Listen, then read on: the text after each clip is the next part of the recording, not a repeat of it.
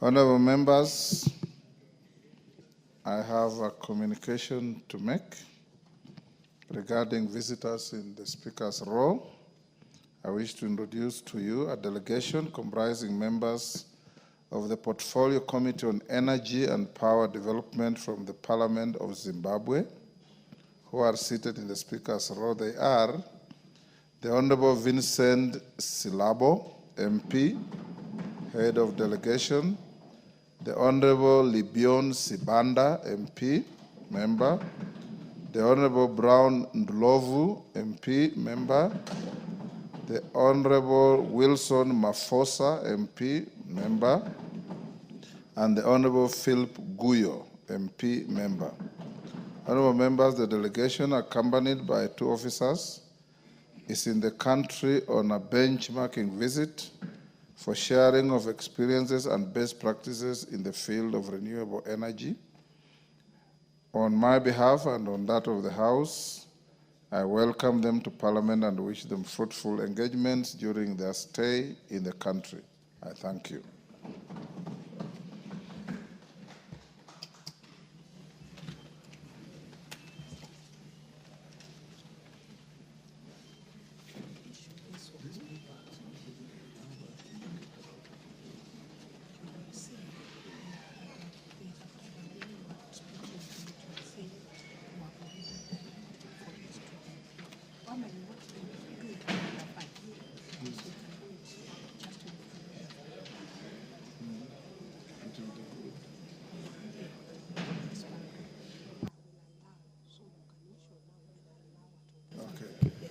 Honorable members on their feet, take your seats. Take the nearest seat, Jamatia. You don't have to race across the floor.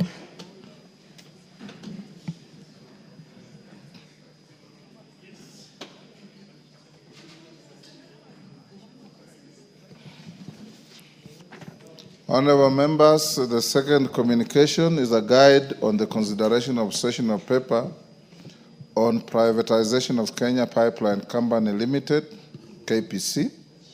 Honorable members, I wish to bring to the attention of the House that the National Treasury and Economic Planning has submitted to the National Assembly a sessional paper proposing the privatization of the Kenya Pipeline Company Limited, KPC.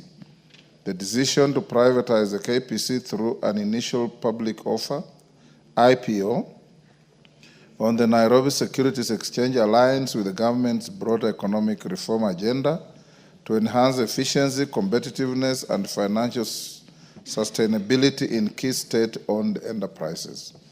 The sessional paper was prepared in accordance with the Privatization Act 2005 and subsequently approved by Cabinet.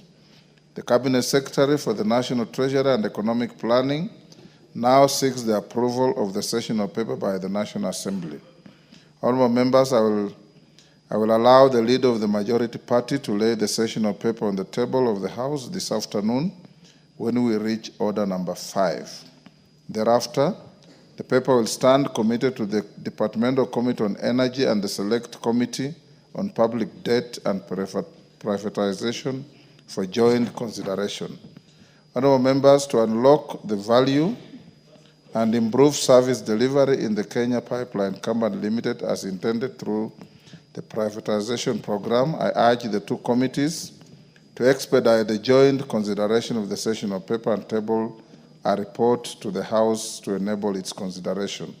The House is accordingly guided. Thank you. Next. Order number 3, messages.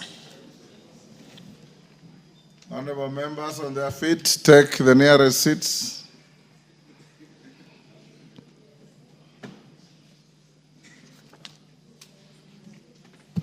Honorable members, I have 3 short messages to deliver to the House. The first message is a message from His Excellency the President on nomination of persons for appointment as chairperson and member of the National Police Service Commission. Honorable members, pursuant to the provisions of Standing Order 42.1, I wish to report to the House that I have received a message from His Excellency the President regarding the nomination of persons for appointment as chairperson and a member of the National Police Service Commission. In the message, honorable members, His Excellency the President conveys that in exercise of the powers conferred by the provisions of Section 6(5) of the National Police Service Commission Act, Cap 85, he has nominated Dr. Amani Yuda Komora for appointment as the chairperson and Ms. Angeline Yamiton Siparo as a member of the National Police Service Commission. The President now seeks the approval of the nominees by this House. Honorable members, Standing Order 45 provides that upon receipt of a notification of nomination for appointment, such nomination shall stand committed to the relevant departmental committee for consideration. In this regard, I hereby refer the message from His Excellency the President together with the CVs, the report of the selection panel and other testimonials of the nominees to the Departmental Committee on Administration and Internal Security for consideration.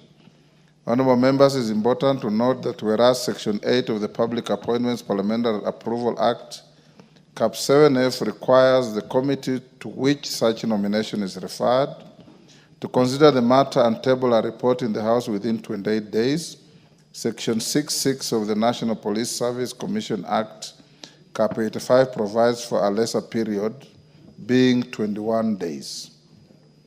Honorable members, in this regard, the committee is expected to undertake the approval hearings and submit its report within the timelines provided for in the National Police Service Commission Act, Cap 85, that is 21 days. However, honorable members, conscious of the fact that the House will be proceeding on a long recess on 15th August 2025, I urge the committee to immediately commence the approval process. The committee should notify the nominees and the general public of the time and place for holding the approval hearings, and thereafter table its report soonest to enable the House to consider the matter within the stated statutory timelines. I thank you. Members at the bar, take the nearest seats.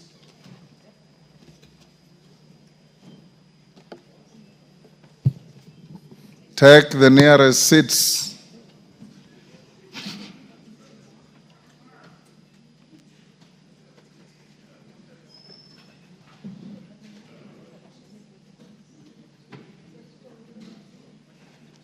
Memusi, what's your idea of nearest? Honorable members, there's a second message from His Excellency the President on nomination of a person for appointment as the chairperson of the Kenya National Commission on Human Rights. Honorable members, pursuant to the provisions of Standing Order 42.1, I wish to report to the House that I have received a message from His Excellency the President regarding the nomination of a person for appointment as the chairperson of the Kenya National Commission on Human Rights.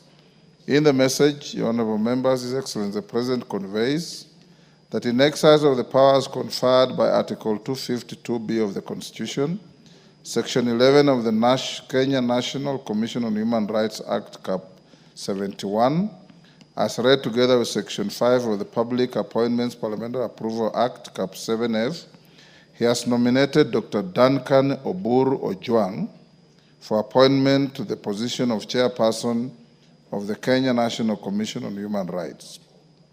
His Excellency the President now therefore seeks the approval of the House on the nominee for appointment as the chairperson of the Commission. Honorable members, Standing Order 45 provides that upon receipt of notification of nomination for appointment, such nomination shall stand committed to the relevant departmental committee of the House for consideration.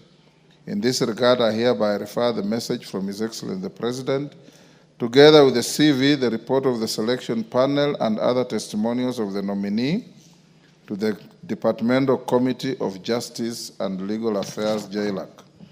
Honorable members, it is important to note that whereas Section 8 of the Public Appointments Parliamentary Approval Act, Cap 7F, requires the committee to which such nomination is referred to consider the matter and table a report in the House within 28 days, Section 11(7) of the Kenya National Commission on Human Rights Act, Cap 71, requires the National Assembly to undertake the exercise within 21 days.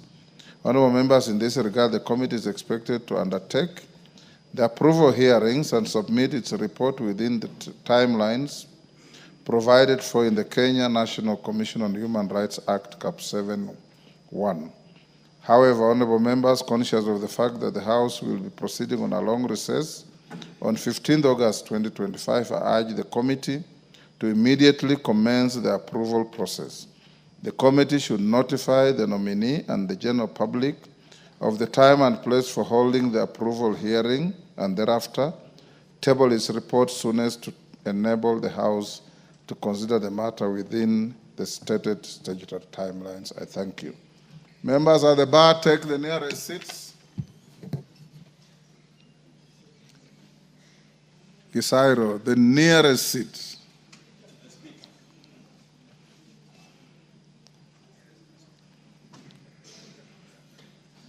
Mama Pauline, take the nearest seat.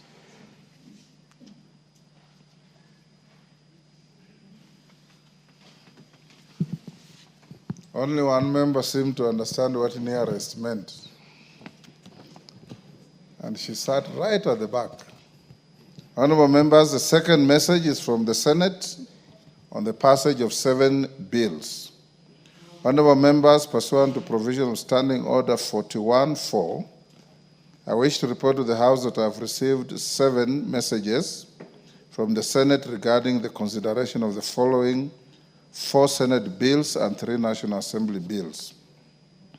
1, the County Government's Additional Allocations Number 2 Bill, Senate Bill Number 8 of 2025. 2, the County Allocation of Revenue Bill, Senate Bill Number 9 of 2025.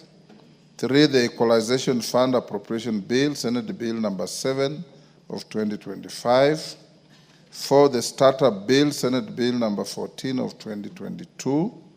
5, the Social Protection Bill, National Assembly Bill Number 12 of 2025. 6, the Conflict of Interest Bill, National Assembly Bill Number 12 of 2023. And 7, the mediated version of the Gambling Control Bill, National Assembly Bill Number 7 of 2023. In summary, honorable members, the messages with respect to the 4 Senate bills seek the prioritization of the consideration of the 4 Senate bills by the National Assembly. Standing Order 1431C requires the Speaker to cause a bill received from the Senate to be read a first time upon reporting of its message to the House. Indeed, you recall that the County Allocation of Revenue Bill, CARA, Senate Bill Number 9 of 2025, and the County Government's Additional Allocation Number 2 Bill, Senate Bill Number 8 of 2025, were read a first time on 31st July 2025. The 2 bills therefore stand committed to the Budget and Appropriations Committee for consideration. The House Business Committee has prioritized the 2 bills for consideration by the House tomorrow. Honorable members, with respect to the message on the Equalization Fund Appropriation Bill, Senate Bill Number 7 of 2025, I direct the clerk to schedule the bill for first reading when the House sits next.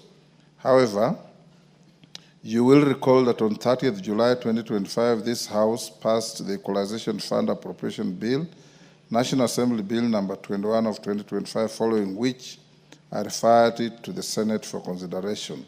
Noteworthy, the 2 bills seek to achieve a similar objective. In this regard, the House is to await the recommendations of the Budget and Appropriations Committee on how to proceed with the bill.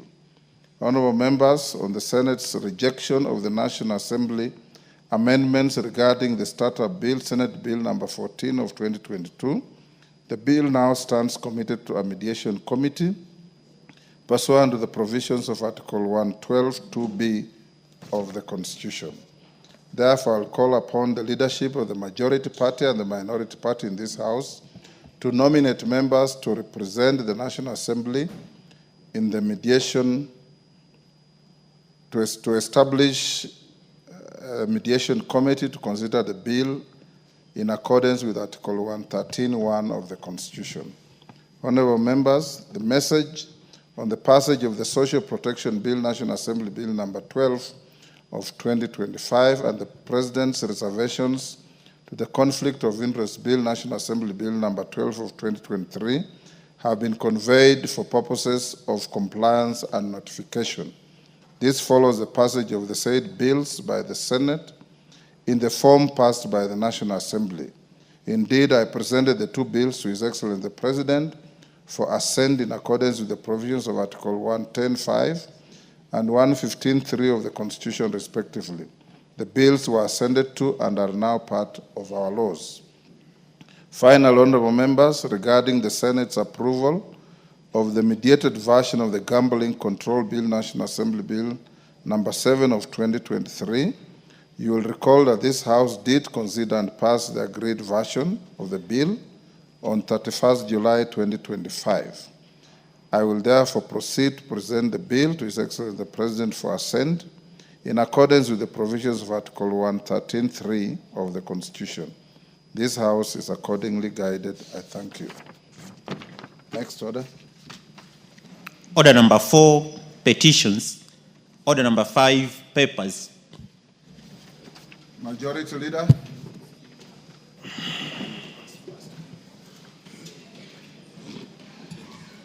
Thank you, Honorable Speaker. Honorable Speaker, this Tuesday afternoon, Honorable Speaker, I beg to lay the following papers on the table of the House today, Tuesday, August 5th, 2025. 1. Auditor General's summary report on public universities for the financial year 2023-2024. And second, Honorable Speaker, the sessional paper number 2 of 2025 regarding the proposal on the privatization of the Kenya Pipeline Company Limited. Honorable Speaker, the second sessional paper that we are laying is the said sessional paper, Honorable Speaker, that you talked about, the privatization of Kenya Pipeline Company Limited. Sessional paper which is available at the table of office, Honorable Speaker, and I urge members of the committee to read the paper. I thank you, Honorable Speaker, and I beg to lay.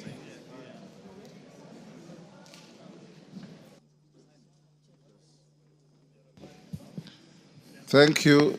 Chairperson, Special Funds Accounts Committee, Mama Migori.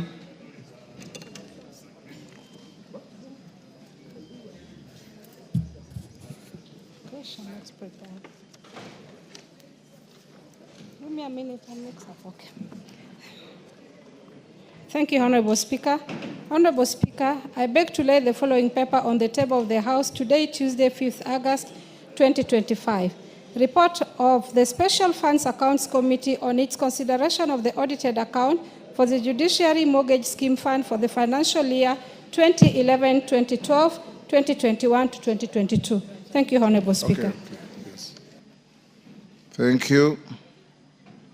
Chairperson, Public Investments Committee on Social Services, Administration and Agriculture. 4. Kenya Broadcasting Corporation for financial years 2013-14 to 2018-2019. 2. The 6th report of the examination of financial statements of the following selected state corporations. 1. Agrochemical and Food Company Limited, financial year 2015-16 to 2016-17. And 2. Kenya Animal Genetic Resource Center for financial year 2011-2012 to 2017-2018. 3. Moi Teaching and Referral Hospital for financial year 2015-16 to 2016-2017. And 4. Public Benefit Organization Regulatory Authority, formerly NGO Coordination Board, for financial year 1992-93 to 2006-2007. Thank you, Honorable Speaker.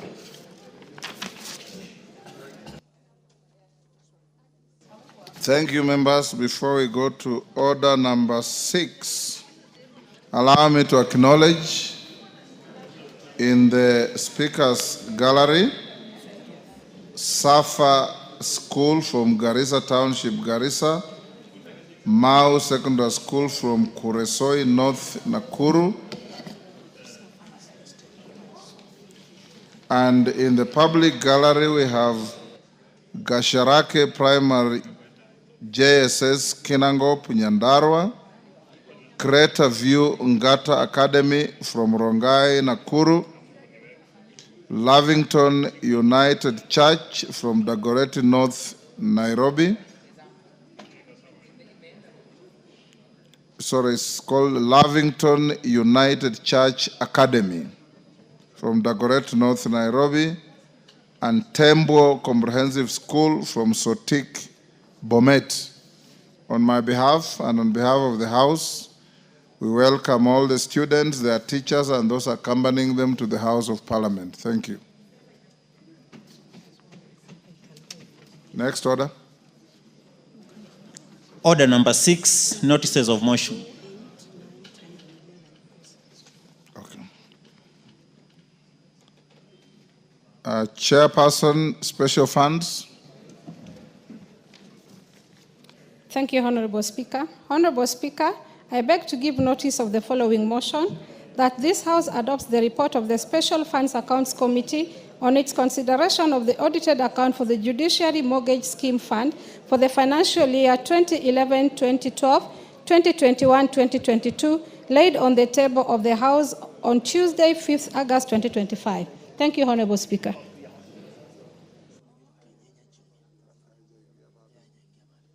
Thank you, Fatuma. Chairperson, Public Investments, Wangwe. Thank you, Honorable Speaker. Honorable Speaker, I beg to give notice of the following motion, that this House adopts the 5th report of the Public Investments Committee on Social Services, Administration and Agriculture on its examination of financial statements of the following state corporations laid on the table of the House on 5th August 2025. 1. National Social Security Fund for financial year 2020-21. 2. Kenya Marine and Fisheries Research Institute financial year 2019-2020 to 2020-2021. And 3. National Hospital Insurance Fund for financial year 2018-2019 to 2020-21. And 4. Kenya Broadcasting Corporation for financial year 2013-2014 to 2018-2019. 2. Honorable Speaker, I beg to give notice of the following motion, that this House adopts the 6th report of the Public Investments Committee on Social Services, Administration and Agriculture on its examination of financial statements of the following state corporations, laid on the table of the House on 5th August 2025. 1. Agrochemical and Food Company Limited for financial year 2015-2016 to 2016-2017. 2. Kenya Animal Genetic Resource Center for financial year 2011-2012 to 2017-2018. 3. Moi Teaching and Referral Hospital for financial year 2015-2016 to 2016-2017. And 4. Public Benefit Organization Regulatory Authority, formerly NGO Coordination Board, financial years 1992-93 to 2006-2007. Thank you, Honorable Speaker. Thank you, Honorable Wangwe.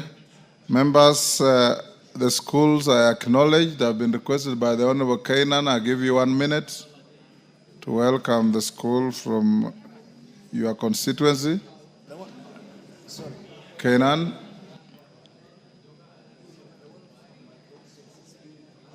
Yet. They haven't come. I'm told they're in the next lot. Okay. But there's no harm in welcoming this one. Go ahead. 1 minute. Thank you, Mr. Speaker. I know the next group will have Elders Girls Secondary School. But may I take this opportunity, Mr. Speaker, because I've seen students from Fava Girls School from Garissa and many other students, to welcome them to Parliament. This is the house where critical decisions concerning our country is made. Welcome. See your legislators. This is their workstation. And I'm sure as you grow, this is where you belong to. Welcome to Parliament. Thank you. Members, before we go to order number 7, let's dispose of orders 8, 9, and 10. Clerk. 9, 8, 9, 10, and 11.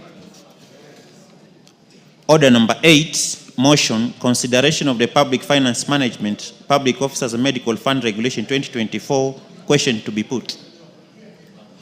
Members on their feet, take your seats. Sirma, take your seat.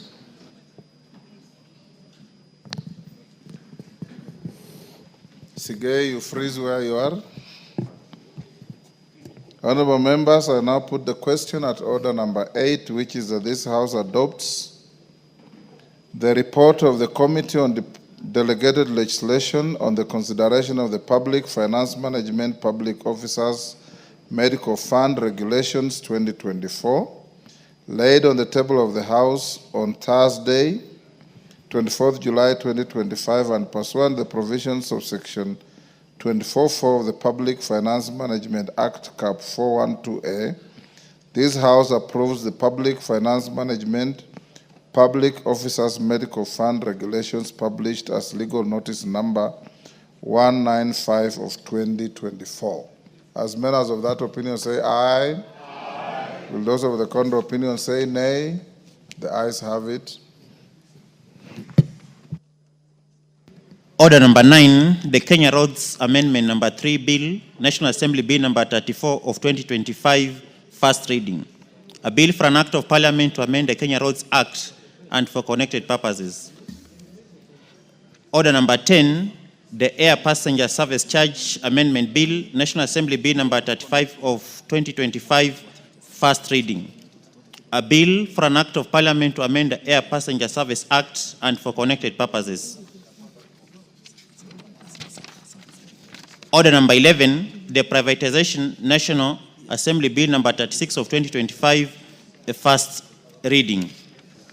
A bill for an act of parliament to provide a regulatory framework for the privatization of public entities, to establish the privatization authority and for connected purposes.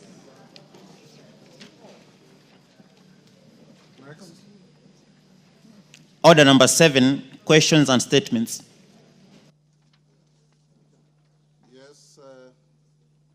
Ocheng. Honorable Speaker, I rise to a third note under Standing Order number 2259 D2 to pay tribute to the Honorable James Muhongo Barasa Muhongo, a member of County Assembly of Bungoma County Assembly, Chwele Kabuchai Ward, Bungoma County, who passed on, Mr. Speaker, just yesterday. Because you would know this better. This is your member of County Assembly, and this House deeply condoles with you. Honorable Baraza, the Speaker, began his political career in 2002 when he was nominated as councillor in the Bungoma County Council. He served diligently for 2 terms up to 2013, and following the advent of the devolved governance system, he successfully vied for the position of member of County Assembly for Chwele Kabuchai Ward on a Ford Kenya party ticket. As it he retained for 3 consecutive terms, of course, because of yours truly on this matter. Until his demise, he was the chairperson of the Assembly Committee on Finance in the County Assembly of Bungoma. He was also the Ford Kenya party chairman in Kabuchai, where he led with integrity, commitment, loyalty, and dignity.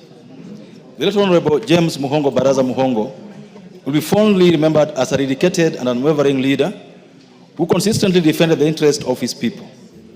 On behalf of this House, Mr. Speaker, we extend our deepest condolences to the family of the late James Muhongo, his relatives, the people of Chwele Kabuchai Ward, and the big party Ford Kenya, and the entire nation. Honorable Speaker, additionally, members, you remember that 2 years ago, the Honorable Speaker read to us a very moving history of a member of staff of our parliament, Miss Lucy Wanjoy, who had served parliament in the Hadsad department for over 30 years. We've sadly learned of Miss Wanjoy's demise, and we condole with our family. May God give them strength this difficult time. Furthermore, Mr. Speaker, we also learned of the demise of Mr. Nzioki Mbiuva, who also retired recently from Parliament service and who unfortunately has passed on just after his retirement. Mr. Speaker, this House condoles with the families of these retired officers of Parliament, and may their souls rest in peace. Thank you. Thank you, Honorable Ocheng. Honorable members, you recall Lucy Wanjohi. She served this house diligently for a very long time and retired 2 years ago. Unfortunately, she passed on yesterday, but one, a terrible loss to her family. And for those of you who came to condole with me when I lost my mother alongside my brother, the MP for Westlands, you met our area MCA, who has been part of our family and who has been elected non-stop from 2002. He unfortunately also was invited and is going to be with his maker yesterday, but one. A very diligent young man. It's the only person among a few others I always wake up at 6 a.m. to go and vote for. Yes, Milemba? Yes. Thank you, Honorable Speaker. Let me join the family of the Honorable Muhongo to say poorly upon the loss of a veteran MC and politician in Bungoma, a member of the Ford Kenya Party, and a respected leader, because when I spoke to many of the leaders from Bungoma, they know him very well and have a lot of good reputation for him. And may God rest his soul in a good place. Honorable Speaker, on the two members of Parliament who passed on, that's Ms. Wanjohi, staff, thank you very much. The two staff members who passed on, Ms. Wanjohi and Mbuki. I want to say that today I'm happy in the House Business Committee we were speaking about wellness, possibly having lost these two members just after retirement. Maybe Parliament should create a wing that can actually be dealing and talking to these members when they are going to retirement, and possibly in future even extend it to members when they have left, so that people can understand how to go outside there and deal with life after retirement. Thank you, Honorable Speaker.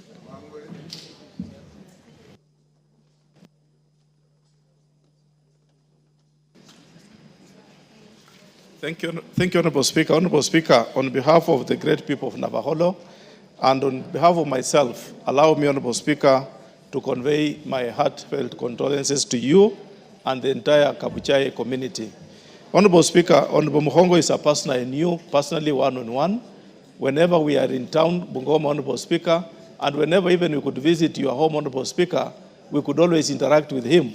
He is a person, together with the long-serving former MCA, the Honorable Majimbo, have had to be in charge of Bungoma County politics, Honorable Speaker, at the civic region, Honorable Speaker. This is one person who really knew everything in terms of politics. He was a staunch Ford Kenya member, and whenever you could sit with him, Honorable Speaker, he would want to associate himself with Ford Kenya, and all he said was about Ford Kenya. Honorable Speaker, I wish to really join you and mourning the great member. Honorable Speaker, for Lucy, she has been a person we worked together since 2013 when I joined this House, Honorable Speaker. She could record our proceedings. She knew what to do. And Honorable Speaker, all I say, may God rest her soul in eternity. Thank you, Honorable Speaker.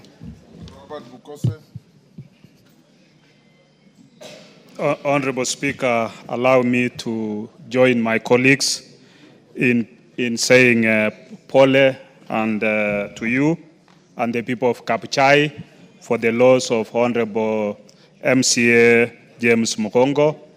You know, Honorable Speaker, Trans Nzoia and Bungoma, we are neighbors. And when you get problems in Bungoma side or we get problems in Trans Nzoia, we feel each other. Therefore, we know this is a very difficult moment for the Ford Kenya fraternity, which is closely associated with the UDA. We are friends and we are partners. So we want to say pole. And also for the loss of Lucy Wanjohi, who was in the Hansard department in this parliament, may her soul rest in eternal peace. Thank you. Tim Wanyonyi, I'll come to you.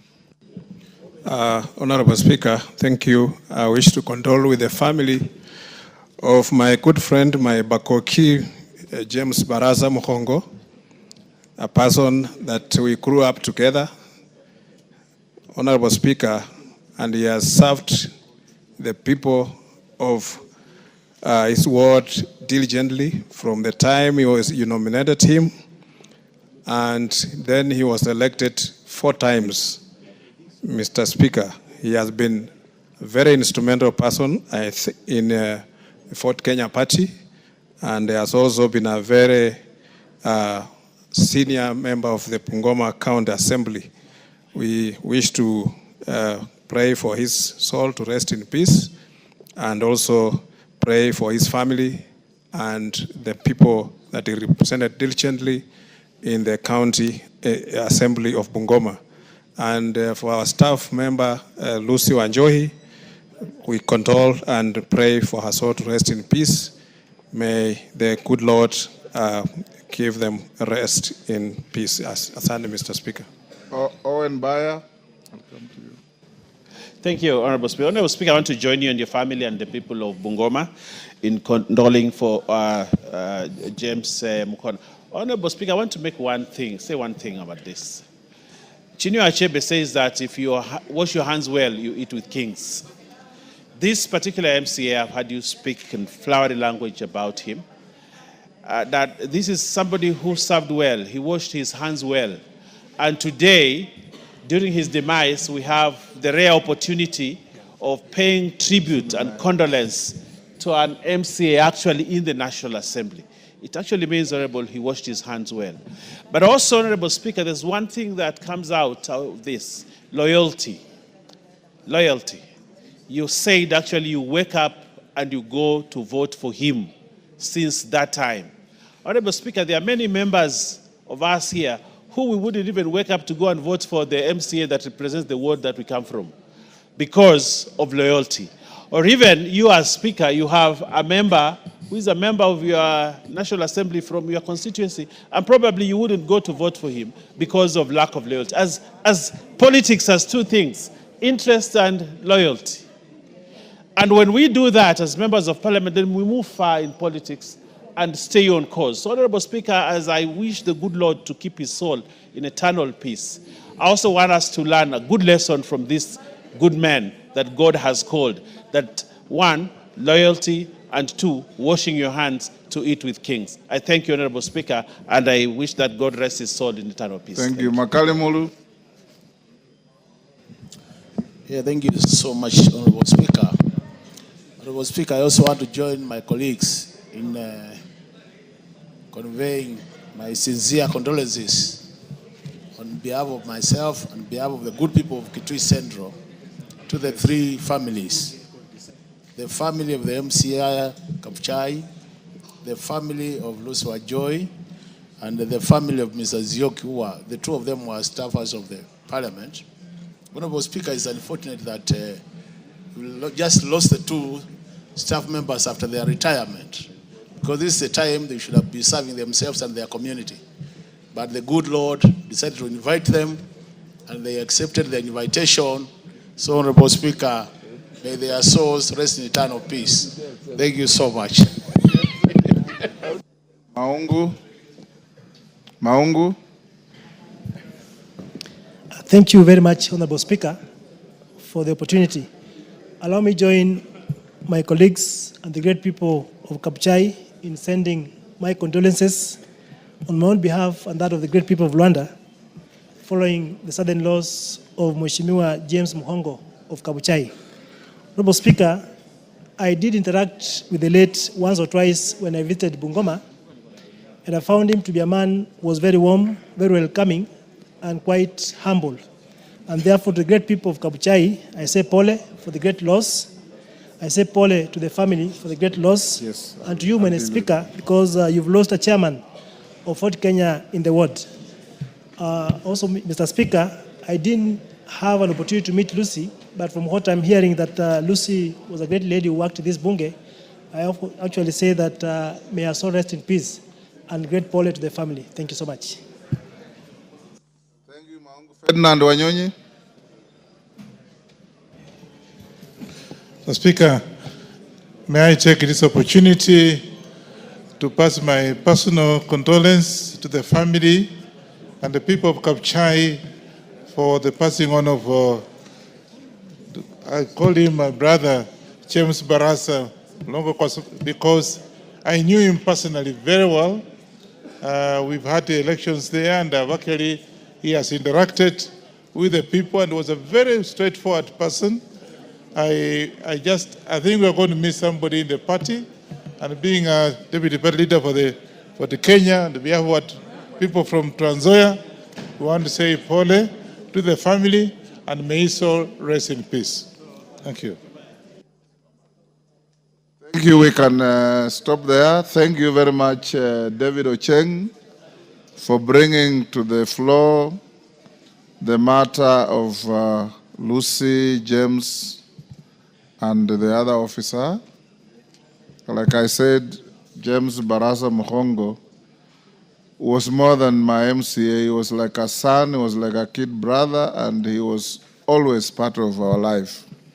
May their souls rest in eternal peace. Next, Chairperson Select Committee on NGCDF, Musa Sirma.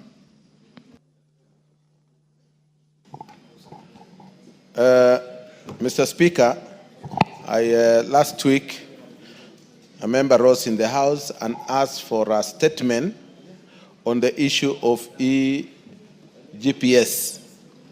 Mr. Speaker, on introduction, is the government of Kenya, through the National Treasury, has embarked on the full-scale implementation of the e-government procurement system in alignment with the Public Procurement and Asset Disposal Act 2015 and its attendant regulations 2020. The directive aims to enhance transparency, accountability, fairness, equity, equality, cost effectiveness, and efficiency in public procurement processes across all levels of government.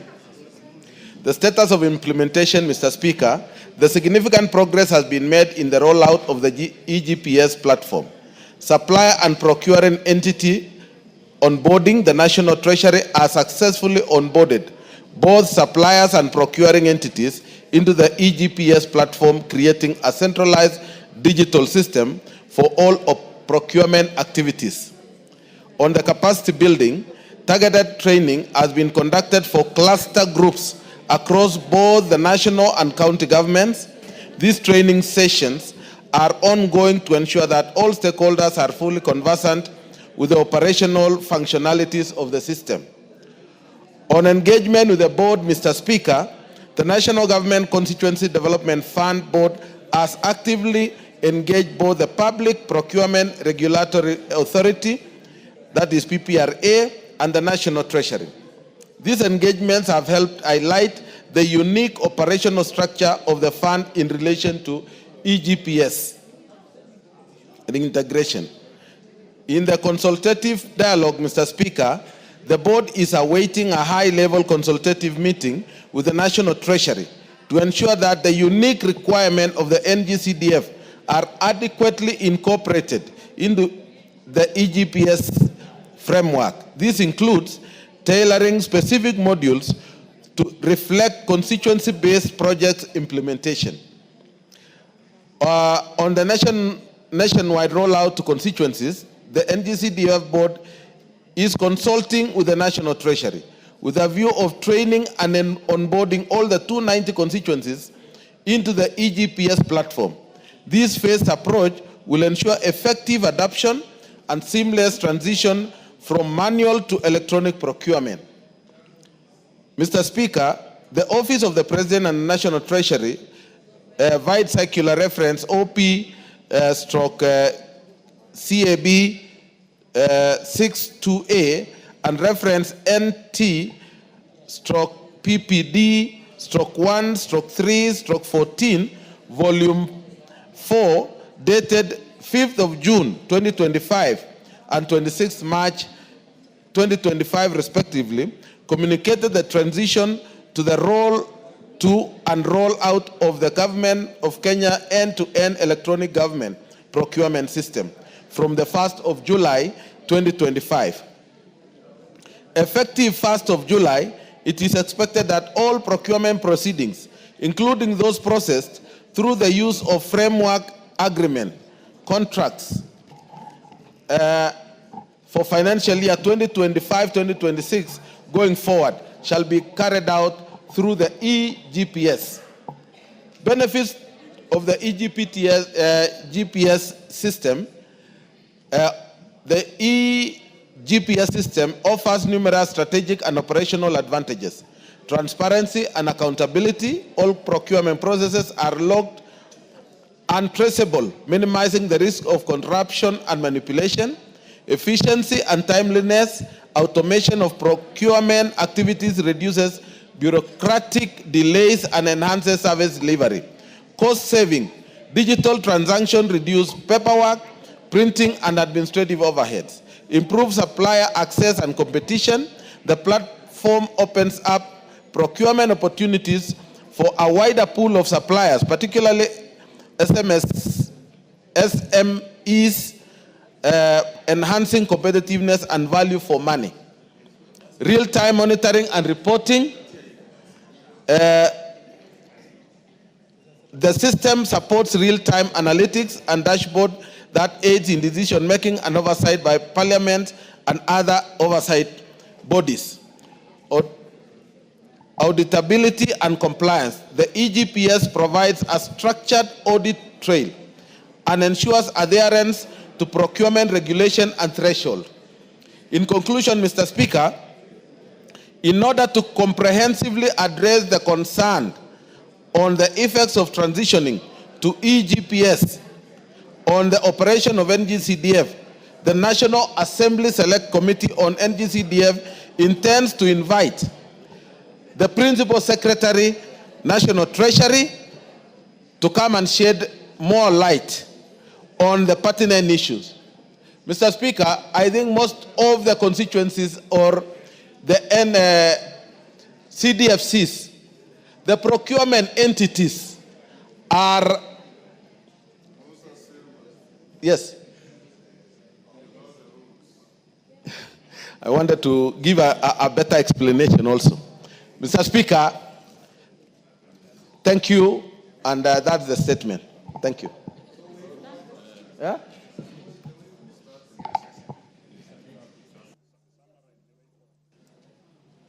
You don't issue a statement and start debating it. So you end where the reading ends. And thank you very much.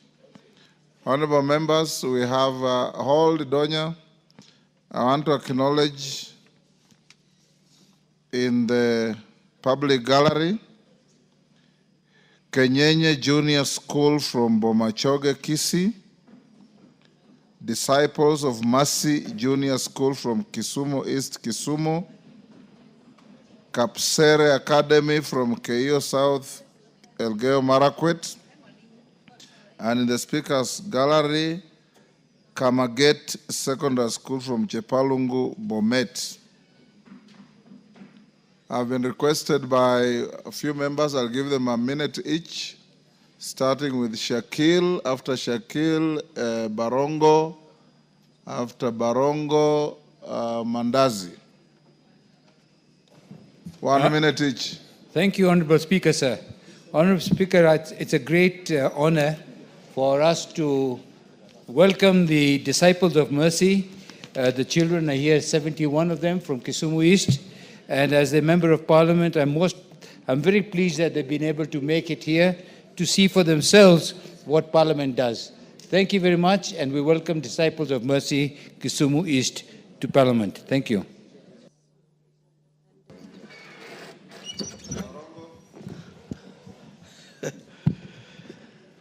Thank you, Honorable Speaker, for giving me this opportunity to welcome Kenyenye Junior, one of the best schools I have in my constituency, Bomachoge, Borabu.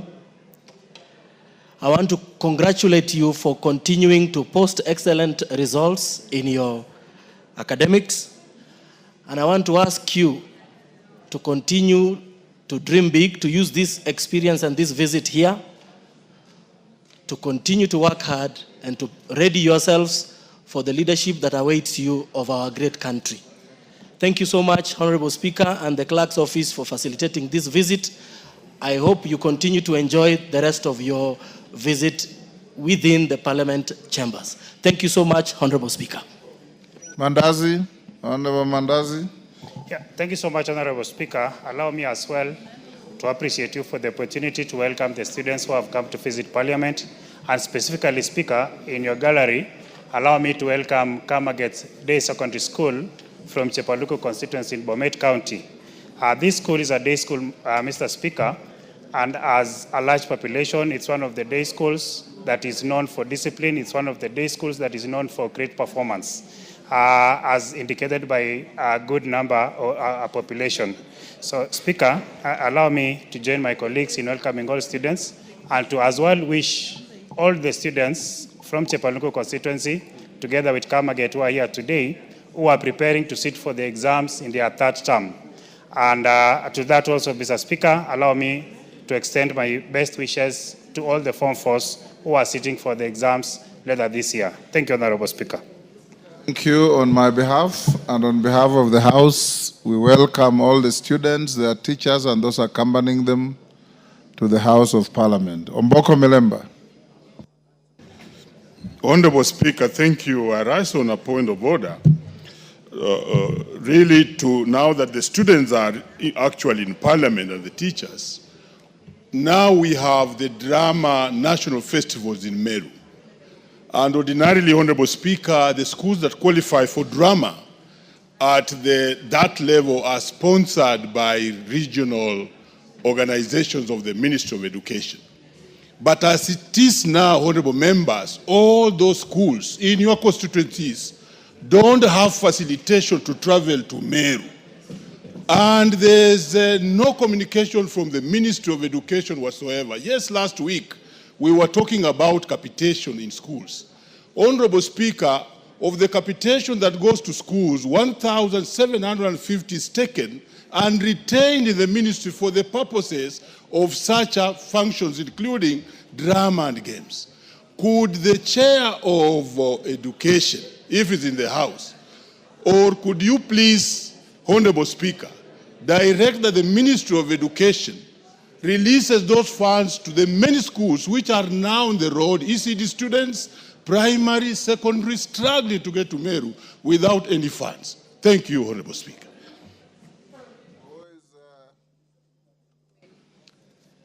Owned on the same thing?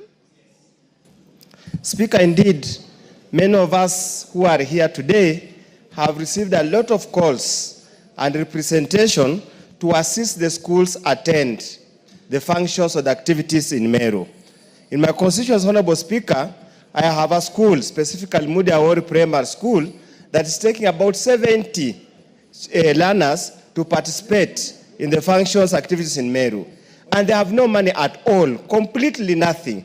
Even up to today morning, they were traveling to Meru, they got stranded, they didn't have enough fuel. We have had to undertake other means of raising funds for that activity. We wonder where the money for activities goes to. Honorable Speaker, there's an emerging bad habit in the education sector from the Ministry of Education, where every single coin that comes to the schools is milked away by the sub-county education office, county education office, regional education office, leaving the schools with literally nothing, Honorable Speaker. We want to request the Committee on Education to seriously review this matter, put to account every single cent that's supposed to come as capitation. It was never supposed to enrich the education officers, education officials, and leave the students and the schools suffering immensely. It's a national shame. It's an embarrassment to have kids as young as 7 years, 8 years, getting stranded, going to live very inhumane conditions when they go to represent their schools, to showcase the talent of this country. Honorable Speaker, we need your intervention. Thank you. Chiforomondo, Mangale. Thank you, Mr. Speaker. This issue has come at the right time, where our kids are supposed to go and showcase their talents. But it's so unfortunate that I thought it was an issue which was affecting my constituency, because there are two schools which I know have contributed some money. That is Mwamose Primary School and Menzamonye Primary School. They couldn't actually ferry the kids to Meru. But Mr. Speaker, the parents are also contributing some money for the activities. The ministry is also sending money for activities. Now, it is so absurd to stand before this house, members are lamenting about the same, that our kids could not be ferried to Meru for the same. Mr. Speaker, this issue needs to be taken with a lot of seriousness because our kids need to expedite and show their talents. Thank you, Mr. Speaker. Donya. Thank you, Mr. Speaker. Things inform other things. I think, Mr. Speaker, it's a high time we debated on the challenges that are in our schools.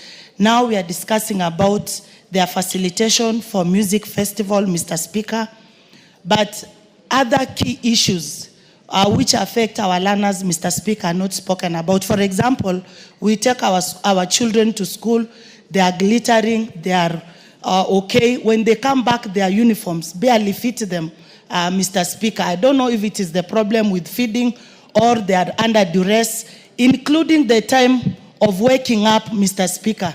I can tell you for free, I know of a school where they wake up at 3:30 and they've slept at 11 doing their homework. So they are sleeping like 3.5 hours, Mr. Speaker, while we know very well the time one should rest and the time one should be up. That whole confusion, Mr. Speaker, is the one even which has made students to now start banning the schools. They don't want to sit for the exams, Mr. Speaker, because of the pressure which they go through.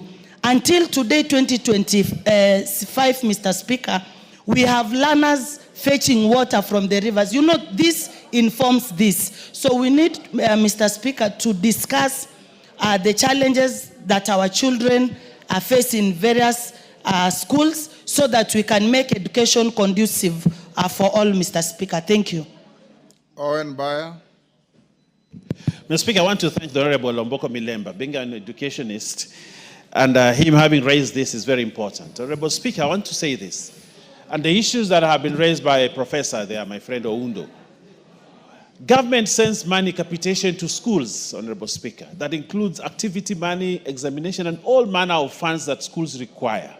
But what happens between the school, the ministry, and in between there, the sub-county education office and the education offices, all money gets wasted and taken away from schools from there. Schools receive money. The first thing, they get a letter from sub-county education office. Please bring 10 shillings per pupil to the education office for activities.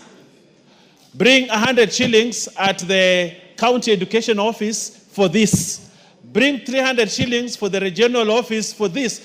And yet when the time for activity comes, Honorable Speaker, that there is no money to sponsor students. Now they come back to members of parliament and say, we don't have money, we have qualified for nationals or regional. Now members of parliament, please give us money. And yet government sent money. And for, Honorable Speaker, the education committee in this house must investigate this.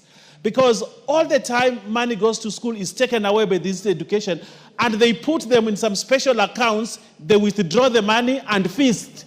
And then parents are requested to send money to schools to sponsor activities. Honorable Speaker, as Speaker of this House, a respectable member of this society and of this country, you need to give direction. Direction in the sense that the Committee for Education needs to investigate this matter. Otherwise, our students are suffering. You are told they have reached Kibwezi and they have no fuel for the bus, and you have to send money for the kids to be rescued. The kids are sleeping hungry at the festival. The kids don't have a place to sleep at the festival because education officers who have made it their passion to take away money from schools when it is disbursed. This, Honorable Speaker, must stop as a country. And we are putting so much money in education, but it is not helping learners. It is helping a few disgruntled and a few corrupt education officers county education officers, regional education officers who are taking away all this money to go to hotels, stay in hotels and hold seminars and all that and finish the money. Honorable Speaker, we need a stop to this man. Our kids are entitled to attend these festivals, and the government can sponsor them and government can give them money for the whole period. Honorable Speaker, as a House, we need to take a position. I thank you. Honorable members, you are the authority. If members of parliament are crying, what will members of the public do? You have the power to summon the minister here or to your committees and prosecute this agenda in his presence and hold him to account. That is what the Constitution and standing orders give you. If you want to call the minister, how many students are in Meru?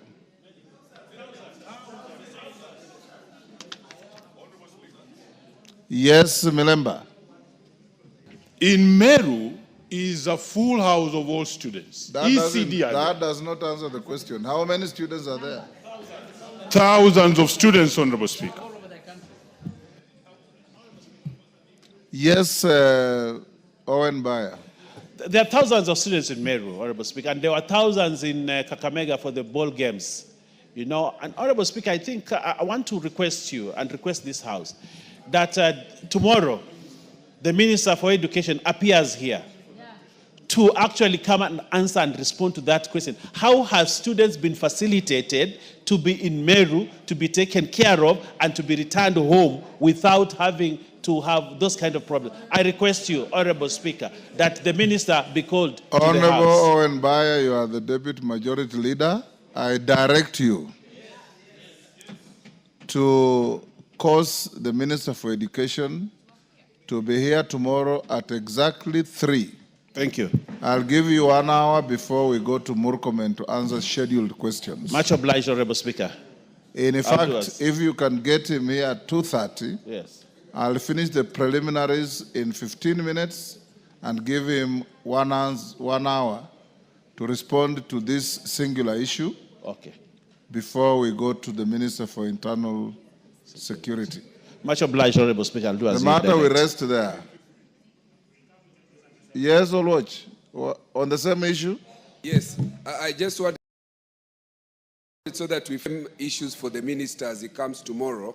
May we be able to know exactly how much of the capitation money per students that we allocate every year is hived off to go to the sub-county directors, and how much cumulatively is that for the financial year 24-25, and under what instructions? Because program-based budgets, or the budgets that we give, are ring-fenced for capitation for schools. Under what law or authority are they redirected to these directors of education? Thank you. Yes, we'll, Maungu, I thought I've given direction. Is that Maungu or Chonga? You look alike. Let's hear Chonga. Eh?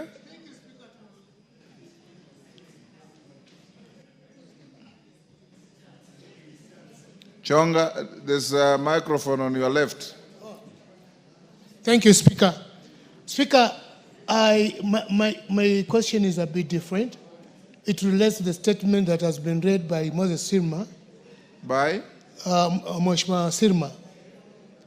See, Let's dispose of education first. Take your seat. Thank you. Members, those of you who have issues on that issue of students, I personally have been requested by many schools and have made huge contributions to help children go to Meru for some event. It's not quite clear what it is. Is it a choir or something? Yes. So, Owen Bayer, have the minister here. Tomorrow you'll have 2 ministers. I know your majority leader is not around. So ensure that Minister Migoso Gamba is here at 2:45 and then Murkomen at 3:45, or at least by 3:30. I'm not part of that fund. Thank you. Yes. Next, Chief Oromon, Chonga.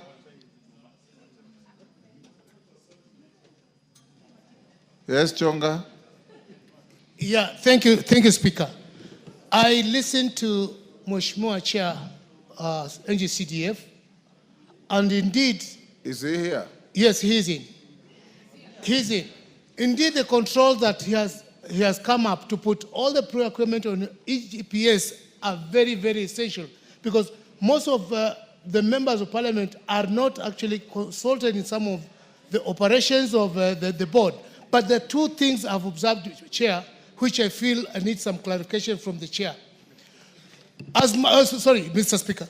As much as I fully agree with the arrangement that has come up with, I did not hear him addressing issues of emergency. Like, for instance, right now, I have 2 schools have been closed because of the long rains. The toilets have sunk. I have 2 schools which the roofs have been blown off. And we are saying, as much as we have the funds for emergency, we cannot repair, and there's nothing that can be done because of this system. I wish, as much as we embrace this system, there could be some guidelines on how we can intervene in cases like the ones I am in right now. Yesterday, I was faced with 2 schools which have been closed because they don't have toilets. I wish I could get some clarification on how we can intervene in some of these cases. Thank you, Chair. Are you wishing to get clarification, or you are asking for clarification? I'm asking for clarification, Mr. Speaker. Yes, Musa Sirma. Mr. Speaker, those issues are part of the issues we are calling the PS for National Treasury and PPRA. Mr. Speaker, the issues raised by Honorable Chonga are so valid, and it raises concerns because we are talking about the PMCs, that is the Project Management Committee, who may not be able to understand this issue of e-procurement, and also the emergencies which do come up. Mr. Speaker, we hope to resolve those issues when we have a sitting with the PS Treasury and PPRA on issues we can be able to be to do without having to go through that process. Thank you. Thank you. Honorable Chonga, you can go and prosecute your concerns before the committee when the responsible officers appear. Honorable members, allow me to acknowledge in the public gallery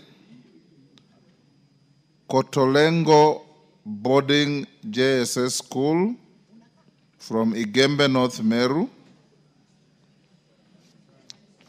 In the Speaker's Gallery, Lesos Educational Center from Lesos in Nandi, and Gadesmane Christian Academy from Moiben, Uasin Gishu. On my behalf and on behalf of the House, we welcome the students, their teachers, and those accompanying them to the House of Parliament. We'll now go to statements. Umulher Karun. Request for statements.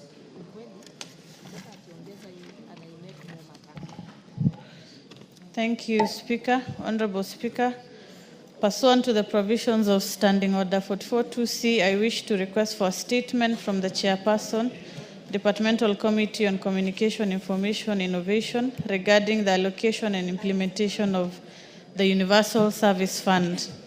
Honorable Speaker, the Universal Service Fund was established under Section 84J of the Kenya Information and Communication Act, GAP 411A, and is administered by the Communication Authority of Kenya. The core purpose of the fund is to support the widespread availability of information and communication technology services and to promote capacity building and innovation in ICT across the country. Access to digital and communication services is a critical enabler of socio-economic development. The strategic deployment of the USF aims to enhance digital connectivity in key economic sectors by ensuring equitable access to learning materials, government services, and digital health services, which is especially important in remote and underserved regions. Honorable Speaker, despite these noble goals, there is limited information publicly available on the progress, funding, allocation, and specific areas benefiting from the USF. It is therefore against this backdrop that I seek a statement from the chairperson of the Departmental Committee on Communication, Information, and Innovation on the following: a detailed breakdown on how the Universal Service Fund has been utilized to date, including financial agreements and collaborations, particularly with the Kenya Power and Lighting Company, specific plans and implementation frameworks that the ministry is putting in place to ensure equitable access, effective penetration, and sustainability of the USF initiatives, especially in underserved and marginalized regions, and status of the access centers or digital hubs that have been established so far under the Universal Service Fund, with details on their locations and operational status, particularly in hard-to-reach areas. I thank you, Honorable Speaker. Thank you, Harun. Chair, Communication, Information, and Innovation. Any member of that committee? Majority Leader informed the committee chair to bring a response in 2 weeks. But since we are going on recess next week, on the first week upon resumption. Samuel Arama.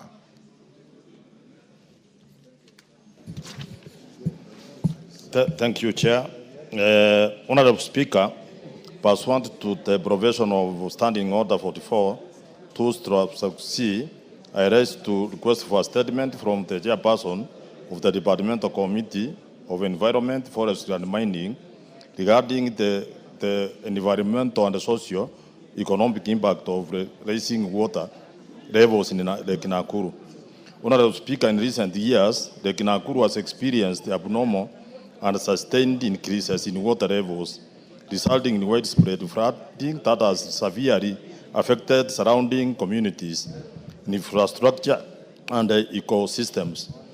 The situation is so now dire that the flooding has submerged large portions of Lake Nakuru National Park and destroyed infrastructure, displaced wildlife, and crippled the tourism sector. The overflow has also reached private farmlands and homesteads, converting them into waterlogged zones. However, what is even more alarming is the growing humanitarian crisis as families living near the lake have been displaced from their homes and farmlands, with no clear government mitigation or support being extended to them. The Kenya Wildlife Service has now prohibited local residents from fishing in the floodwaters, citing conservation laws, even though the water now occupied what was once people's land. This has caused immense frustration and a further economic strain on the affected communities who are now landless, food insecure, and apart from using what little remains. Honorable Speaker, it is against background that I seek a statement from the chairperson of the Departmental Committee on Environment, Forestry and Mining on the following: 1. Immediate interventions in place to assist the displaced families and affected communities around Lake Nakuru, including resettlement and compensation. Number 2, step by the government to restore the catchment area and prevent further flooding, including reforestation, street control, and better land use practices. Number 3, reasons as to why the affected residents are prohibited from fishing in flood waters now occupying the private land, and a long-term strategies being developed to address the rise of water levels across the Rift Valley lakes, including Lake Nakuru. Thank you, Honorable Speaker. Honorable Arama, my records show you are seeking for a statement from the Chair of Lands, but now you are saying you are seeking from the Chair of Environment. Which committee are you directing your statement to? Give him the mic. Chair, that's another one, Honorable Speaker. I'd asked for lunch, and I think they were supposed to bring a response today. But this is another statement, Chair. So if it's going to environment, Bowen, when can you bring a response? That is your committee, right? Or who is, Yeah? Kawaya is not your committee. Where is Kawaya? Owen Bayer, inform the chair environment to bring a response first week upon resumption. Much obliged, Honorable Speaker. Responses to statement, Tongoyo to Omboko Milemba. Yes, who is Donya? Harun, thank you, switch Mr. off your Speaker. mic. I had 3 statements, which I was informed they will give a response in 2 weeks, Mr. Speaker. Until today, I have not received the responses. Which one? From Treasury, I had an issue with NGAF. From Ministry of Agriculture on tea bonuses, and from Education on Kisi Mwalimu Sacco. All those 3 statements have not received their responses, Mr. Speaker. Thank you. Owen Bayer, are the chairs here? Education, Agriculture, and yes, and Well, Finance. Unfortunately, all the chairs All are not the here. chair- Are not here, Honorable Speaker. Donya, you may raise your point of order tomorrow. Yes. Yes. Yes, Honorable Kiamba. Thank you, Honorable Speaker. I also wish to put across a point of order. I requested for a statement from the chairperson on housing from the 13th March, and up to now I've not received responses. Honorable Speaker, I've gone to the table offices severally, and no response is coming. Kindly, can I be advised? Thank you, Honorable Speaker. Owen Bayer. Thank you, Honorable Speaker. I think as I plan to follow up with the chairs on the same, but also we are colleagues here. Sometimes a member can just prod a chair and say, hey, where is my statement? And it can make work very, very easy. But Honorable Owen Bayer. Yes. Order members, take your seats. Order members, take your seats. Honorable Owen Bayer, you can see as majority leader that more than 6 chairs of committees that have come in focus this afternoon are not in the House. And that is unacceptable. It is the duty, and I repeat, the duty of each member, more so those who have been given the privilege to chair committees, to be in this House when the House is sitting, more particularly when it is time to deal with issues from members to those committees. This order paper is published a day before. So you all have access online to know that as the chair of this committee, your matter is coming in the House, and you have to be here to respond. Thank you, Honorable Speaker. Honorable Speaker, I take your guidance, and I will guide the chairs so that they're here. You are not going to guide them, you are going to cause them to be here. It's not a question of guidance, it's a responsibility and a duty. Much obliged, Honorable Chair. Yes.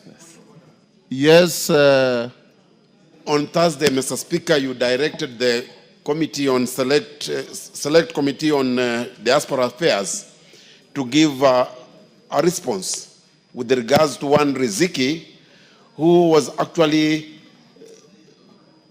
is actually in Jeddah police station. I remember in Saudi the Arabia. commitment, yes. The chair of diaspora, again, is not here. Owen Bayer. Yes, Honorable Speaker, on the same matter, the chair of diaspora talked to me about it, briefed me about it, and she told me that the matter has been directed to the Committee on Defense and Foreign Affairs. That's the appropriate committee, so they are dealing with it. Is Defense and Foreign Affairs here? Unfortunately, no. But she's holding brief, yes. Okay. So you, probably she has a statement? Yes, the statement. You have the statement. We'll come to it. Yes, Tongoyo, response to Omboko Milemba. Thank you, Honorable Speaker. Are you ready? Yeah, I do have it, Honorable Speaker, and this was in regards to the tragic fire tragedy at Makina area, Kibra, in Nairobi City. And Honorable Speaker, the member wanted to know the comprehensive report on the cause of fire accident and also the support, if any, given to the extended to the survivors, and the steps being taken by the government to expedite the release of DNA. And Honorable Speaker, I need your indulgence in this. This statement was around May around 25th. I mean, that is when actually the incidents happened. Honorable Speaker, given... Sorry, what did you say? You want me to indulge you? Honorable Speaker, yes. Because given the urgency of the matter, yes, of course we could not wait to this far. I took personal initiative, and the member who is my destimate here, to even actually reach out to the government chemist. We had the DNA released, and ever since the bodies have been buried, and because of course the families were going through agony.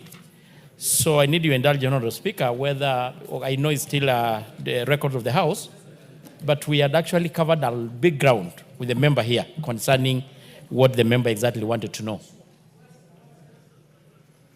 So I don't know whether I still need to read it. You've shared with the Honorable Milemba? Yeah, including personally reaching out to the government chemist when the incident happened to have the DNA done. Expedite, Honorable Speaker. So is the statement ready or it isn't? I have it here. Yes. I was asking whether it's still again relevant for me to read or Milemba, just are you table. still interested in it being prosecuted publicly here?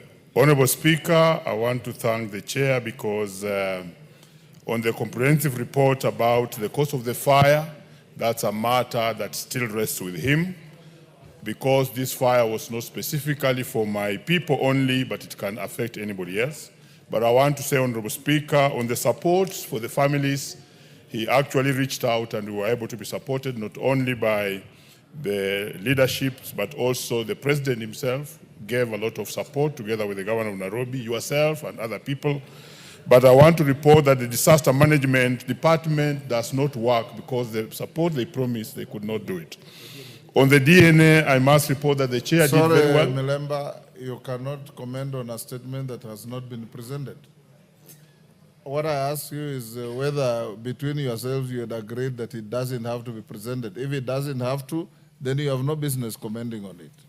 If it has to be presented, then you will be allowed to say what you are legitimately saying. Honorable Speaker, he needs to go ahead and present the statement. To execute this reply. Thank you, Honorable Speaker. Well guided. I was just trying to notify you that much has already been covered. But nevertheless, Honorable Speaker, in response to the said statement, I want to respond as follows. On the 24th May, about 5:30 hours, members of the public reported the outbreak of the fire at Kibra's police station, VIDO bin number 8/24/5 of 2025. On arrival, police officers established that a huge fire was raging and consuming several houses. The officers conducted the National Disaster Management Unit and Nairobi County Fire and Disaster Management Team. The immediate rescue operation were initiated and the area was cordoned off to prevent further danger to the onlookers and the neighboring residents. The Nairobi County Fire and Disaster Management Team arrived shortly, and with their intervention, the fire was successfully put out at around 6:26 hours. Victims who sustained injuries were evacuated to various hospitals by the Red Cross and the private ambulances, while those who succumbed to fire-related burns were taken to Nairobi Funeral Home. Inquiry file number 7 of 2025 was opened at Kibra Police Station and investigation commenced. The DCI crime scene team visited and documented the scene and collected all items of the evidential value for the forensic analysis.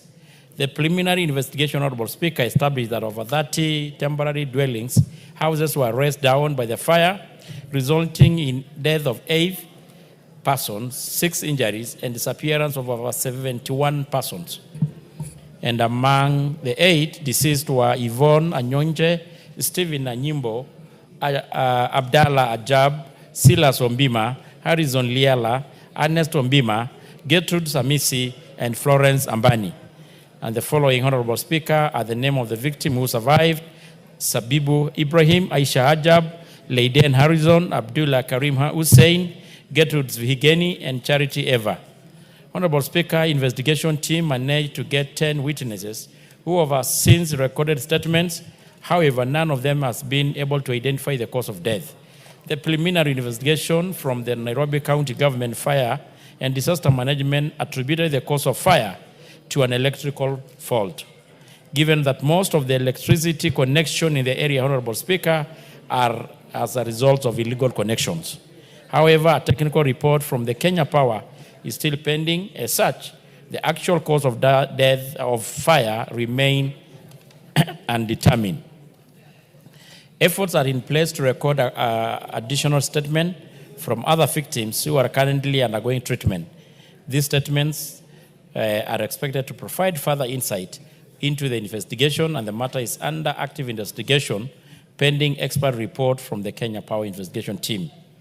On the second question, in regards to the support that is being offered, the survivors of the tragedy received comprehensive support, which included necessities, financial assistance, emergency medical care, psychosocial counseling.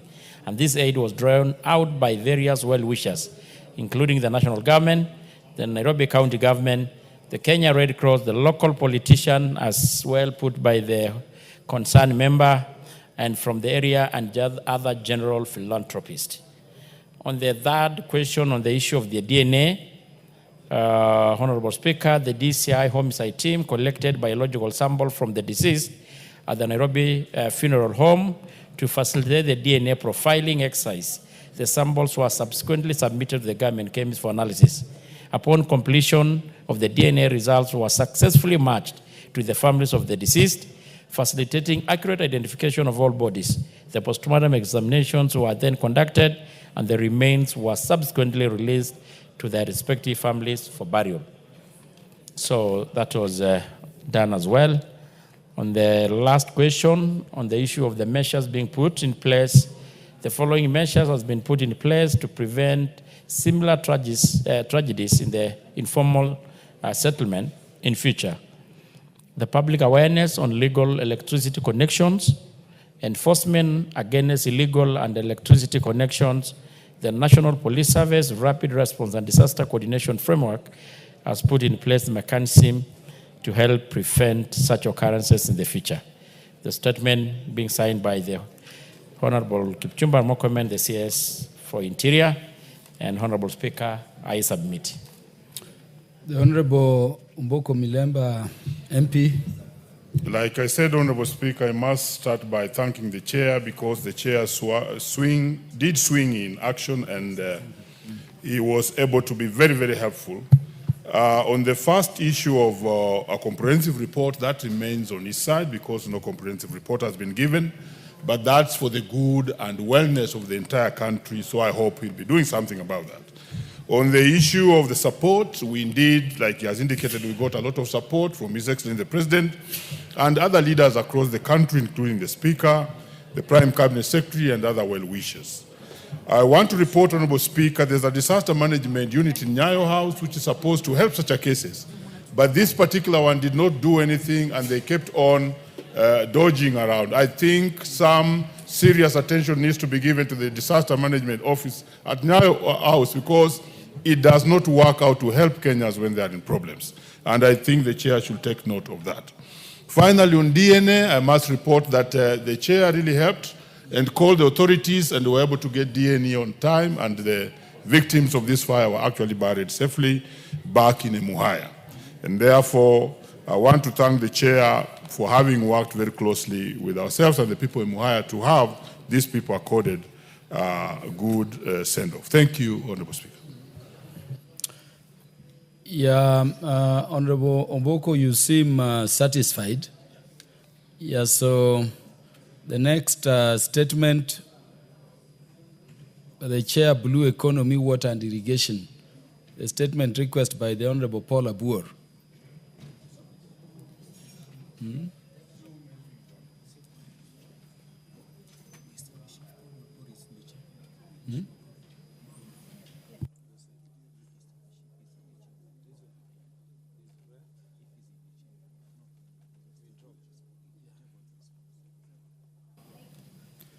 Where is the Honorable Paul Abur, MP for Rongo? Chair Departmental Committee, Blue Economy, Water and Irrigation. In the absence of Honorable Paul Abur, you will lay the response at the table, unless there is something you critically want to say. Thank you, Honorable Speaker, and most obliged. Yes. So Honorable Abur can be informed to get that response. Next will be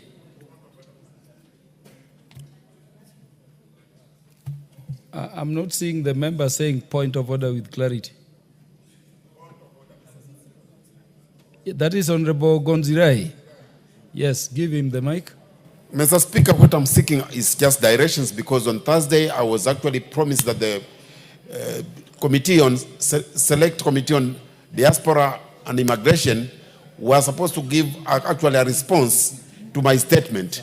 Now I've been informed that the matter was referred to Defense. So,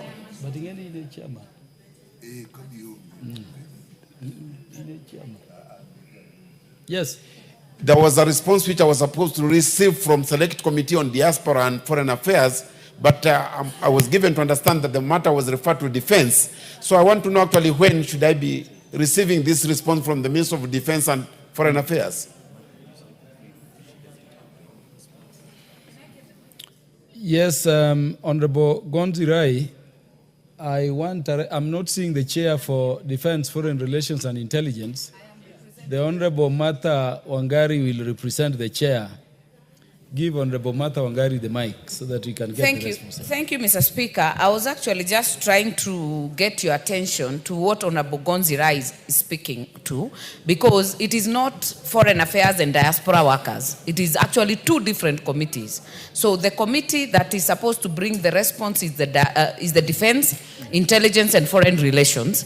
And I had already spoken to him. We were meeting in the morning today, and we still don't have that response. We are still waiting from the ministry, and the moment is here, it should be tabled as soon as possible, Mr. Speaker.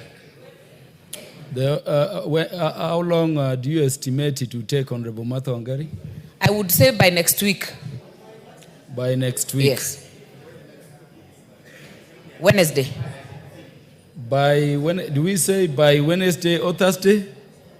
Well, we say Thursday, Mr. Speaker. Yeah, so Thursday next week. By Thursday means if it is ready on Tuesday or Wednesday, it can still come, Honorable Gonzirai. I hope that satisfies.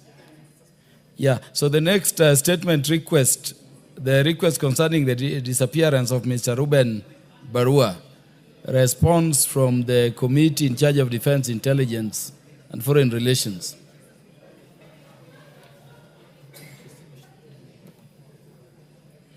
The Honorable Mashua Waitaka is the Honorable member in the House. Is Honorable Mashua Waitaka MP for Kiambu in the House? Then going by tradition and precedent, Honorable Martha Wangari, you will table that report. Honorable Mashua will seek it out. Thank you, Mr. Speaker. The statement is ready. We will table it as directed. And maybe, Mr. Speaker, because I'm on my feet, allow me to welcome the students that you see in the public gallery. They are students from a school called Woodard Secondary School. It is in Morindat Ward, in Gilgil constituency.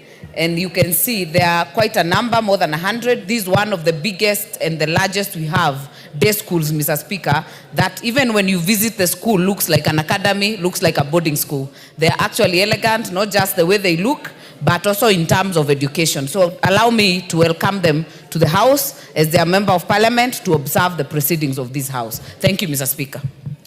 Thank you, Honorable Martha Wangari, and I hope they work hard as you do. All those students are welcome to the National Assembly, over which Honorable Martha Wangari presides to observe the proceedings, and we wish you well in your studies. The next statement request.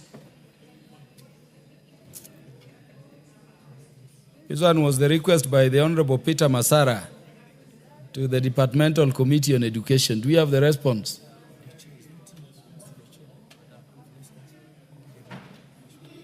Do we have any member representing the chairperson of the Departmental Committee on Education, or the Honorable Clive Gisario?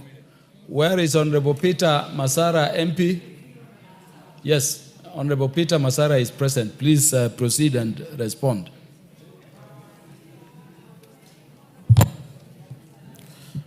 Thank you, Honorable Speaker. I would like to respond to request of our statement regarding capitation to schools, textbook ratio, and early childhood education program sought by Honorable Peter Masara, MP. Plans to increase capitation for both primary and secondary schools. The approved capitation rate to be provided by the government under the free primary education program is Kenya shillings 1,420 per learner per year. The approved rate for junior school is Kenya shillings 15,042 per learner per year. The approved rate under the free day secondary education program is Kenya shillings 22,244 per learner per year. The Presidential Working Party on Education Reform recommended the review of these rates to reflect the current cost of education.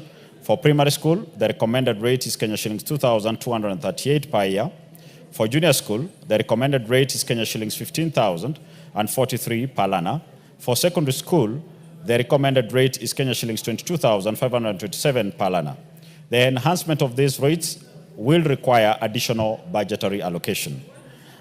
It is to be noted that over the last 5 years, the funds provided to the Ministry of Education have fallen short of the current approved rate, leading to underfunding of the schools. The ministry is compelled to divide the available amount with the number of learners. This results in capitation amounts that are lower than the approved rate. To illustrate this, Table 1 shows the trends for the secondary schools as an example. Giving an example, the rate disbursed for financial year 2018-2019 was 21,140 and 45 cents. 2019-2020, 20,155.59. 2020-2021, 17,495 and 95 cents. 21-22, 17,401 and 86 cents. And for financial year 22-23, 17,456 and 72 cents. Thus, even as we work towards implementing the new rates of funding as recommended by the Presidential Working Party on Education Reform, it is imperative to ensure that the current rates are met. We urge the August Committee to support us in this regard. A report on the ratio of textbooks to pupils in the country, the criteria used by the ministry to determine the ratio of textbook distribution, and measures taken to ensure an equitable ratio countrywide. The ministry, through the Kenya Institute of Curriculum Development, distributes books to learners across the country at the ratio of one core textbook per learner per subject. The table below indicates the distribution of textbooks to schools since the financial year 2017-2018. 2017-2018, the quantities ordered were 32,579,977. These were Form 1 to 4 secondary textbooks, Standard 7 to 8 textbooks, PP1 and 2 curriculum designs, Grade 3 course materials. 2018-2019, quantities ordered were 68,446,084. These were Form 1 to 4 secondary textbooks, Grade 1 to 3 core materials, SNE course materials, early years education, G4 and CDS. 2019-2020, 24 million books were ordered, 24,456,786. These were Grade 4 course materials, Grade 4 teachers' handbooks, Grade 4 SNE intermediate CDS, and T/HB standard 5 to 8 course materials. 2020-2021, 33,253,705. These were included previous set books, repeat standard 5 and 6, not EGS, grade 5, CDS, and course materials. 2021-2022, we had 23,539,613. These included grade 6 course materials and CDS, revised early year CDS, revised early years Swahili and Kiswahili grade 1 to 3. 2022 set books, grade 5 SNE CDS. 2022-2023, we had 31 million books, 233,035. These included grade 7 course materials and CDS, grade 7 SNE materials, 2023 set books, grade 5 and 6 adapted books, SNE G6, CDS, SNE upper primary. 2023-2024, 26 million books, 933,992. These included grade 8 course materials and replenishment of secondary textbooks. Lastly, 2024-2025, 9 million books, 926,618. These included grade 9 course materials. Grade 10 textbooks were reviewed and evaluated in April and May of this year. These will ensure that publishers have ample time to print and distribute books to public schools by the start of third term 2025. Thank you, Honorable Speaker. The Honorable Peter Masara, you are satisfied? Chairman, Speaker, thank you for this opportunity. First, Mr. Speaker, I want to bring to the attention of these hours that something needs to be done in regard to statements and questions. This particular statement, I was in these hours in early February this year. Up to now is when we are getting the response. If you look at the first question I asked about the capitation, the Presidential Working Committee agreed that the capitation need to be increased. And that was in February. Why it that we received this communication before the start of the budgetary cycle, an increased amount will have been given to these schools. And that one cannot work now because already the budget has been passed, maybe in the first supplementary budget. Mr. Speaker, I'm not satisfied with the question because if you can look at the response, it shows that for the last almost 8 years, the capitation for primary schools and secondary school has been constant, but the cost of living has been increasing each and every year. It means schools and the principals and the head teachers are really suffering outside there. It is the prerogative of these hours to allocate enough funds so that this issue of capitation can be sufficient to school. Mr. Speaker, a while ago, there was the issue raised by Mheshimiwa Omolemba on the music festival being done in Meru, where schools cannot be given money, cannot be given enough money to ferry students from their destination to the venue of this occasion. Mr. Speaker, these gaps as a result of funding. Therefore, these houses need to come up with a proper way of funding schools, both in primary, secondary, and even junior secondary school. Mr. Speaker, on the second question, you have the books he has mentioned that are being given to school. When I was invited by this committee, when the CS of Treasury and Education was there, they accepted that the number of students that are being used to do budget is not the actual number in schools. You realize that the Minister of Education is using the number of those who are in NEMIS. But back in schools, I gave example of several schools. Example, one of them was Horuba Keo, with a population of 1,600 students, yet the money being given for capitation is for only 500 students. That means the data we have as a country in terms of financing schools is not accurate. Therefore, the Minister of Education need to come up and tell us when they'll capture the actual number of students in school so that the capitation can be based on the actual number on the ground. Mr. Speaker, on that particular statement I thought was that there was supposed to be also an issue of ECD schools. This thing was done in February. By the time the committee was sitting, the minister in charge was telling us that they have not gotten a report from the Council of Governors. Mr. Speaker, the issue of ECD schools is a serious matter in this country. We cannot purport to be giving credible education system, yet the ECD system is not properly managed. So many schools, you get to a primary school, a ECD center with only one class, with three, we have a playgroup, PP1 and PP2, with one teacher, one classroom without toilet, a teacher who is not being paid. It is high time we, as members of parliament, come up with even a curriculum for ECD, a universal one, because you cannot tell me Turkana is having their curriculum, Migori is having their curriculum, Mombasa is having their different curriculum. The way they man their ECD is totally different. It is important that this house come up, or the Minister of Education, to show us how our ECDs are being managed. ECD is a crucial aspect of education, because this is the stage where the child is being, the developing in terms of academic starts from there. But when we leave it for everybody to do it the way they want, Mr. Speaker, we are leading this country to a real disaster in future.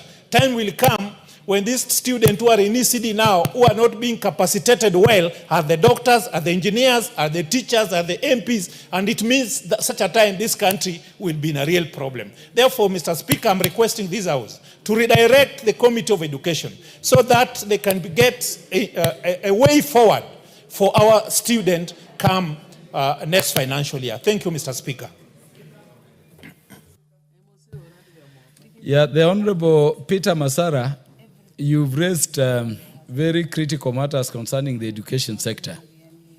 Maybe just to indicate that the Speaker has already directed that the CS for Education will be in the House tomorrow to address that matter of capitation and also that other. So I wanted to say that because we will be having the Cabinet Secretary for Education here tomorrow, in as much as it is on that matter concerning the faring of our students who are going for the National Schools Festival in Meru, we could raise this matter of capitation also as an issue. That is, if you are not satisfied. Mr. Speaker, as I earlier alluded that I'm not satisfied, maybe tomorrow I can come up with a better answer that can satisfy the Kenyans people, because education is the key to everything in a country. Without a proper education, you can't have good managers, you can't have good speakers, you can't have good members of parliament. Therefore, this is a crucial issue which need to be addressed, and maybe the ministry can show us the way forward. Not only responding to what I requested in February, what have they done as per the current status of my question, Mr. Speaker? That will help people, teachers, and even parents to know that we are going toward the right direction. Thank you, Mr. Speaker. I cannot agree more, Honorable Peter Masara. Honorable Kangogo Bowen, what do you want to add? Mr. Speaker, I'm well guided by your direction because indeed, Honorable Speaker, I was making that suggestion that because the CS is coming tomorrow, we should include what the honorable member for Emuhaya and what the honorable member Masara, the two questions, so that the CS can answer. Mr. Speaker, there is a serious discrepancy between the data which is in the Ministry of Education in terms of the number of students we have in Kenya, that is in NEMIS, and the real number of students we have in our schools. And Mr. Speaker, if you check in our supplementary one budget, Mr. Speaker, and the honorable member, Gaseru, who just read the statement, knows, because he's the member of the committee, this House approved close to 100 million Kenya shillings, Honorable Speaker. Then, for enhancement of NEMIS, to make sure that every student in Kenya is captured. Because what the ministry is dispersing is completely different with the number of students. But Honorable Speaker, I don't want to say it might, because you've already directed that the CS, The Minister of Education is coming to this house tomorrow, Mr. Speaker. We will ask him those questions. But what I want to ask all members of all of us in this house, if you go check what is in the NAMIS for your schools, the number of students in your schools, and what is in NAMIS, the discrepancy is huge, Honorable Speaker. I thank you, honorable members. Why don't we leave it at that? The Honorable Wangwe, you want to say something? Thank Honorable you. Wangwe, I want you to say what you want to say after I recognize a number of institutions within the House. So in the Speaker's Gallery, we have Maramat Junior School from Kajiado North constituency, Kajiado County. And then in the Public Gallery, we have Kamview Secondary School from Manyata constituency, the Great Embu County, and Sakwesori Primary School from Runyenjes constituency, Embu County. All the pupils, students, their teachers, and those institutions are welcome to the National Assembly to observe proceedings, even as they continue to learn. Yes, the Honorable Wangwe. Thank you, Honorable Speaker. Honorable Speaker, allow me to just also weigh in on this issue of the minister coming tomorrow with a specific issue, Honorable Speaker. The issue of NAMIS, Honorable Speaker, is a challenge. You find that, Honorable Speaker, a school, and I want to be very particular, Sirigoi Secondary School in my constituency, it had 480 students. When it came to entry into NAMIS, for them to get capitation, Honorable Speaker, they registered 18 students. But when it came to issuance of books, textbooks, Honorable Speaker, they issued textbooks for 480 students. The challenge, Honorable Speaker, is when it comes to trading with the ministry, the numbers come alive. When it comes to getting capitation from the ministry, the numbers die. Honorable Speaker, that's a challenge which the minister should unveil and tell this country what happens. Thank you, Honorable Speaker. The Honorable Clive Gesario, lastly.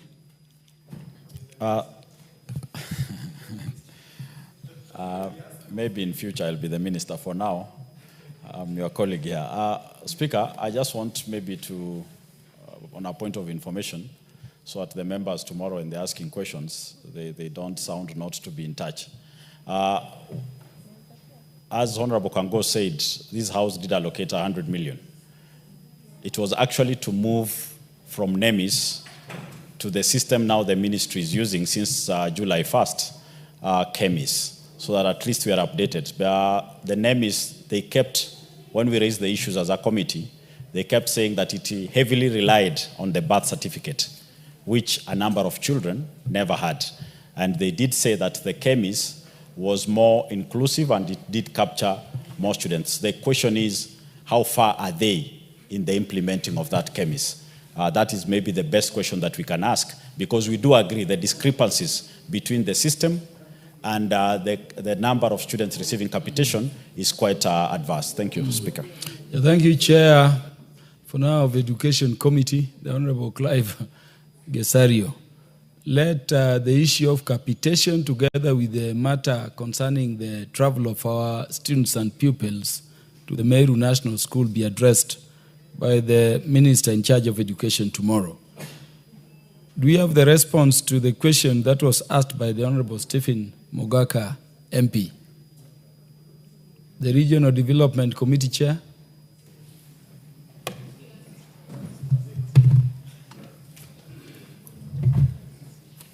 The question was on the state of preparedness for the wet season. Proceed. Yeah, thank you. Thank you, Honorable Speaker. This is a response to a statement regarding the state of preparedness for cyclical wet season in the Lake Victoria Basin, rain belt, as requested by the Honorable Stephen Mogaka, Member of Parliament for West Mugirango constituency. Now, Honorable Speaker, the first question sought was measures the government has put in place to ensure timely and effective information on hazardous weather is issued to the residents of West Mugirango constituency and other affected areas within the Lake Victoria rain belt. Now, Honorable Speaker, the response is as follows. that the government, through the Ministry of East African Community, the arid and semi-arid lands, that is ASALS and Regional Development, and other ministries, departments, and agencies, and partners have implemented several proactive measures to ensure timely and effective dissemination of weather-related warnings. They include the following, Honorable Speaker. One, in the Lake Basin, the initiatives are done through the Lake Basin Development Authority, LBDA, in collaboration with the Kenya Meteorological Department and other agencies, and these have been critical in safeguarding lives and livelihoods in West Mugirango constituency and the Greater Lake Victoria Basin. Number two, the government is working on strengthening early warning systems by enhancing its meteorological forecasting and early warning systems through, one, advanced weather monitoring technology, installation of automated weather stations across the Lake Victoria Basin to produce real-time weather data. Now, regional and county-based forecasting centers. Now, strengthening coordination between the Kenya Meteorological Department and regional agencies to generate localized and actionable weather forecasts. Number three, use of real-time information dissemination to ensure residents receive timely alerts. The government has deployed multiple channels for dissemination of hazardous weather information, including SMS alerts and mobile applications. Now, through partnerships with the mobile service providers, residents receive real-time weather updates via SMS alerts and mobile-based platforms. Community radio stations and public announcements, collaborating with vernacular radio stations to provide daily weather forecasts in local languages is encouraged. Now, use of local media and the digital platforms. Dissemination of forecasts through official government and meteorological department social media pages. Number four, collaboration with local administrators and community networks, including use of local national government administrative officers, that is NGAO, to disseminate the information as they undertake their routine work in barasas and other fora. Chiefs and village elders are key pillars in the training and equipping of local administrators with the timely meteorological updates for swift community-level dissemination. Religious and community-based organizations partnering with churches, mosques, and self-help groups to enhance the flow of weather-related information. Number five, preparation of flood and disaster preparedness plans. Now, given the cyclical wet seasons that often lead to flooding and landslides in the Lake Victoria Basin, the government has taken proactive measures, including the following: construction and rehabilitation of drainage infrastructure, strengthening drainage systems to mitigate flooding in low-lying areas,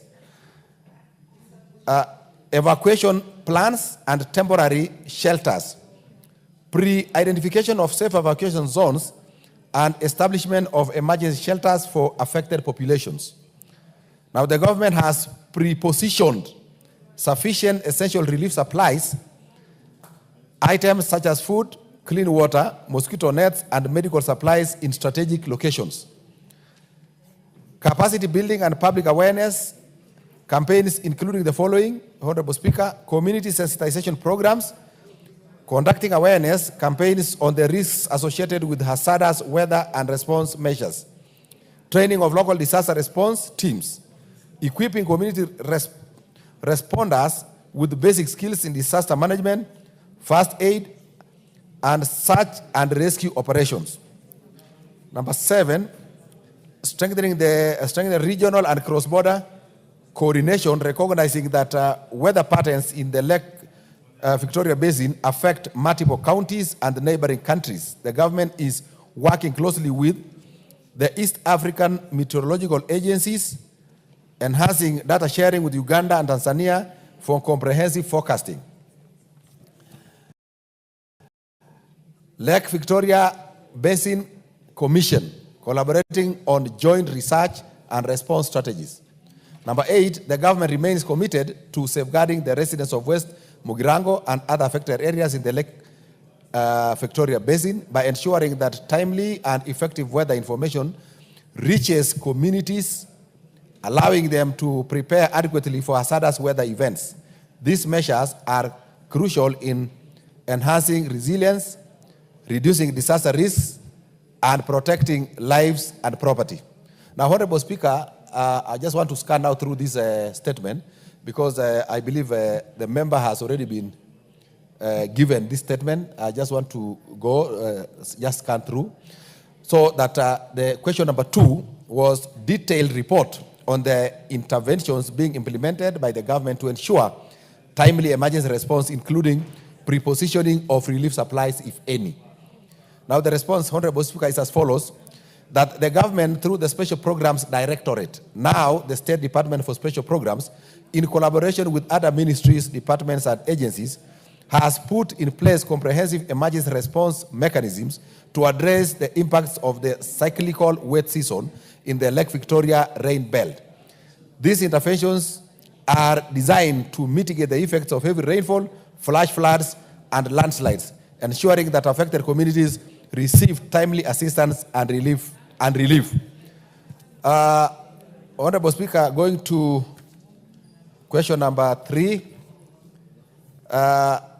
Long-term mitigation strategies that the government intends to adopt to address the recurrent disaster, including climate adaptation measures. Now, Honorable Speaker, the government recognizes the increasing frequency and severity of climate-related disasters in the country, particularly in vulnerable regions such as West Mugirango constituency and the broader Lake Victoria rain belt. In response to the State Department for Special Programs, the State Department for Special Programs, in collaboration with other ministries, departments, and agencies, has developed a suite of long-term mitigation strategies to strengthen resilience, reduce vulnerability, and enhance adaptive capacity at the face of cyclical wet seasons and associated hazards such as floods, landslides, waterborne diseases, outbreaks, and infrastructure degradation. Number 4, I think the last, Honorable Speaker, is measures being made. Honorable Speaker, after going through that, we have put in place measures that the government is doing. I don't want to go through them. I think the member will go through that. And then now, finally, number 4, Honorable Speaker, is that measures being made to educate and equip residents with knowledge on disaster management to improve the resilience. Now, the response, Honorable Speaker, is as follows, that the measures include the following. 1, community-based disaster risk education and awareness campaigns through sensitization drives, regularly conducting public barazas, village meetings, and school engagements aimed at raising awareness on disaster risks specific to the region, such as flash floods, landslides, and waterborne diseases outbreaks during the rainy season. Localized IEC materials, development and distribution of information, education and communication materials in local languages. For example, Ekegusi, Luo, Kiswahili, including posters, radio jingles, community drama, and mobile SMS alerts. Now, seasonal forecast dissemination, simplified weather forecast, and advisories from the Kenya Meteorological Department are shared widely through local FM stations, chiefs, ward administrators, and digital platforms to help communities plan ahead. Now, training of community disaster management committees through formation and capacity building of these committees. In each ward, local disaster management committees are being trained on risk identification, emergency response, coordination, evacuation planning, and first aid. Simulation exercises and drills, periodic mock disaster response drills to test preparedness and coordination among residents, local leadership, and emergency response responders, linkage with county and national structures. Now, integration of disaster risk reduction into school curricula and youth engagement. Now, for youth and women empowerment, specific training programs targeting youth and women groups on special disaster response techniques, including safe shelter management and water treatment during floods. Enhancing access to tools and equipment for community response. Now, provision of basic emergency kits, distribution of first aid kits, whistles, emergency lights, water purification tablets, and life jackets in flood-prone villages, community resource centers, establishment of community information hubs equipped with disaster preparedness materials, internet access for weather updates and training resources. Now, finally, multi-sectoral partnerships and policy support. Now, collaborate training with MDS and NGOs, joint initiatives with the Ministry of Interior, Kenya Red Cross, National Drought Management Authority, NDMA, National Environmental Management Authority, NEMA, and county governments to deliver technical training, support drills, and enhance local disaster planning, policy and legal literacy, educating communities on their rights and responsibilities under national laws and policies such as the National Disaster Management Policy and the Climate Change Act. Now, Honorable Speaker, these measures aim not just at reducing vulnerability, but at fostering a culture of proactive risk management and preparedness among the local populations in the Lake Victoria rain belt. Through informed, equipped, and engaged communities, the government envisions a region that is climate resilient, response ready, and development secure. Thank you, Honorable Speaker. Okay, the Honorable Stephen Mugaka, before you confirm whether you need any further clarification, let me recognize the following institutions seated at the public gallery. We have Balek B Secondary School from Bomet Central Constituency, Bomet County, and then we have St. Mary's Primary and Junior School from Matthias Constituency, Busia County. On my own behalf and on behalf of the National Assembly, all the students from those institutions, their teachers, are welcome to the National Assembly to observe parliamentary proceedings. The Honorable Stephen Mogaka now. Thank you, Mr. Speaker, for giving me the opportunity to confirm that my fears of our lack of preparedness have actually been confirmed after reading and listening to the committee response to my concerns.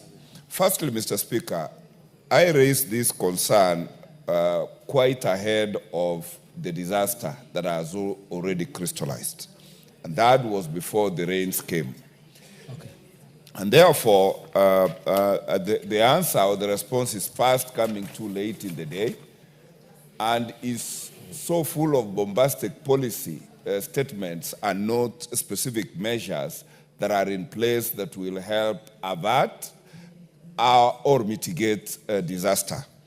Mr. Speaker, it pains me that while this response was under preparation, my constituency was hit twice by thunder and lightning, and I lost 4 Kenyans in my constituency, and I had to go and attend a funeral where 3 siblings had lost their lives because of thunder and lightning.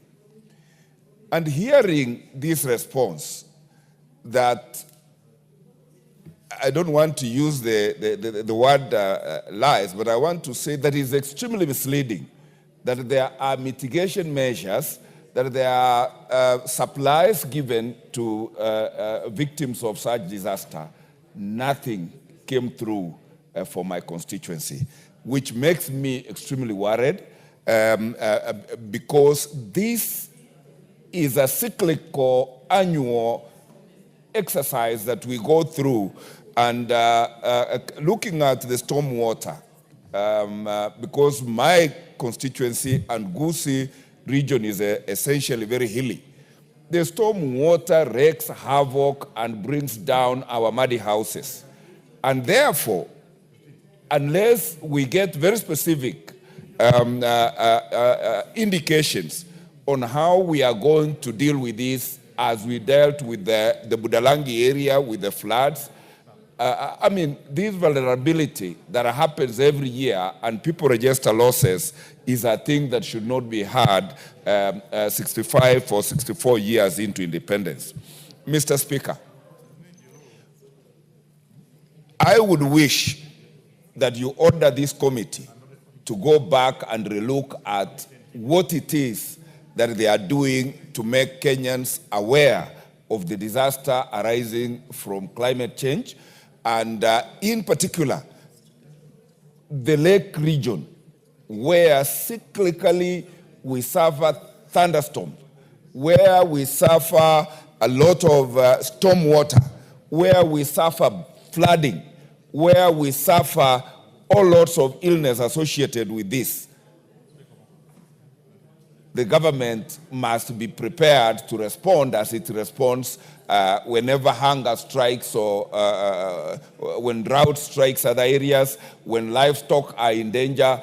We see responses, but here are humans in the line of danger annually, and there is no policy that actually responds. It is my humble request, Mr. Speaker, that you request the committee to relook, and I will also give them my supplementary concerns for purposes of giving very, very specific action plans rather than give us policy statements that I have heard and this House has been treated to this afternoon. Thank you, Mr. Speaker. Yeah, the Chair, Regional Development. The Honorable Mogaka is requesting to appear before the committee with the heads of ministry and sectors concerned, so that this matter of disaster risks can be dealt with conclusively. What do you have to say? Yeah, thank you, Honorable Chair. I think, now first of all, I want to agree with the member for West Mugirango that now from the time this statement was sought to now, it's quite some time. And probably between that time and now, many things have happened. And I want to say Pole for his constituents that lost lives. Because of this kind of disasters. We feel for the member and we feel for the people of Kenya that lost lives because either government did not adequately prepare in good time, and therefore, Honorable Speaker, before this House, we have a disaster risk management bill that is before this House, and I think if that comes into effect, it will attempt to address more effectively disaster management in this country.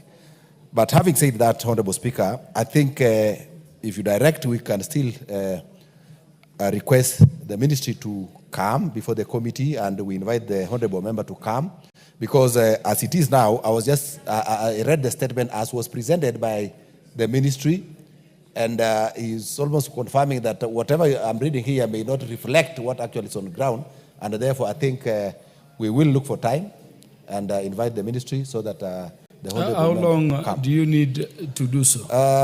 I don't know. Now that we are going for recess next week, I think we could do it the first week after we come from recess. Okay. Thank you. Honorable Mogaka, that would be satisfactory so that the matter is interrogated.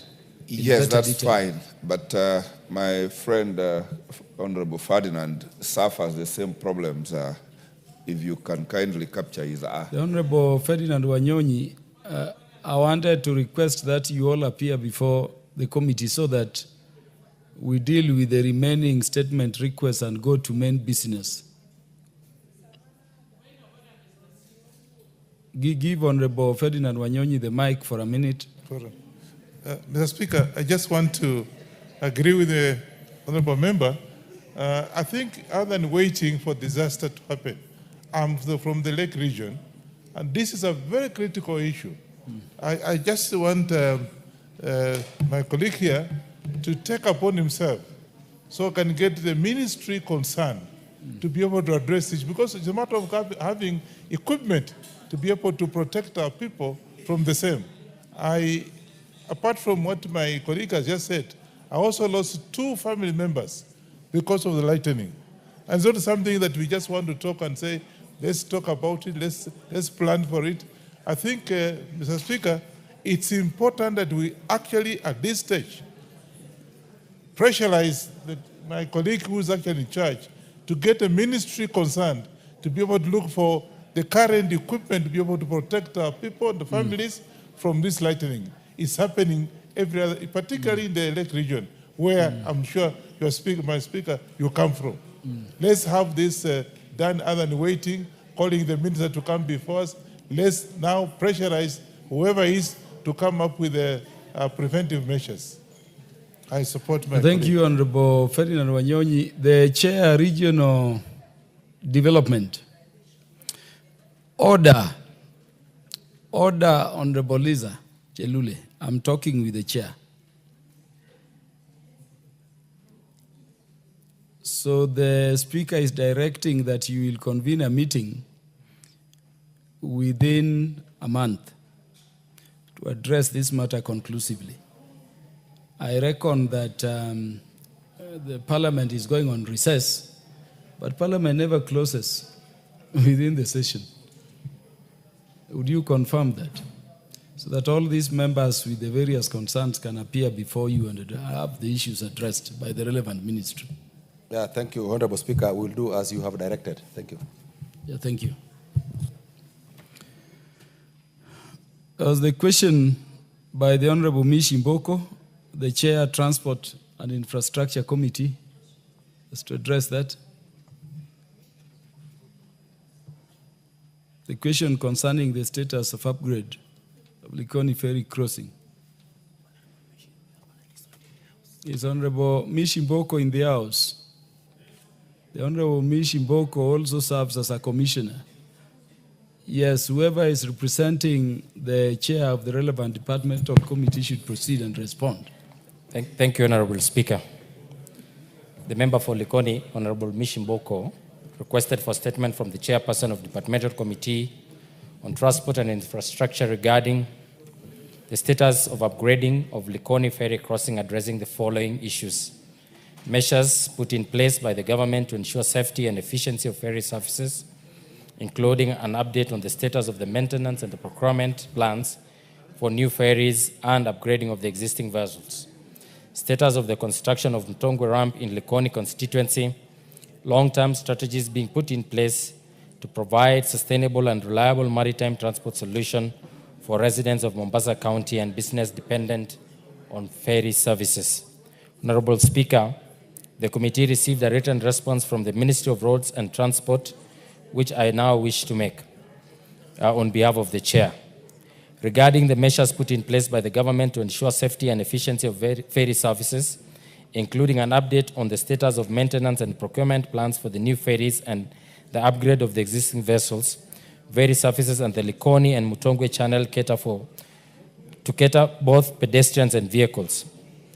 Honorable Speaker, since 2020-21, the pedestrian traffic has increased from 300,000 to 500,000 daily, while vehicle numbers have declined due to the Dongokundu bypass. Bicycle crossing range between 6,000 and 7,300. There are two key limitations that hinder expansion of the Likoni channel. One, Mr. Speaker, is the port activities.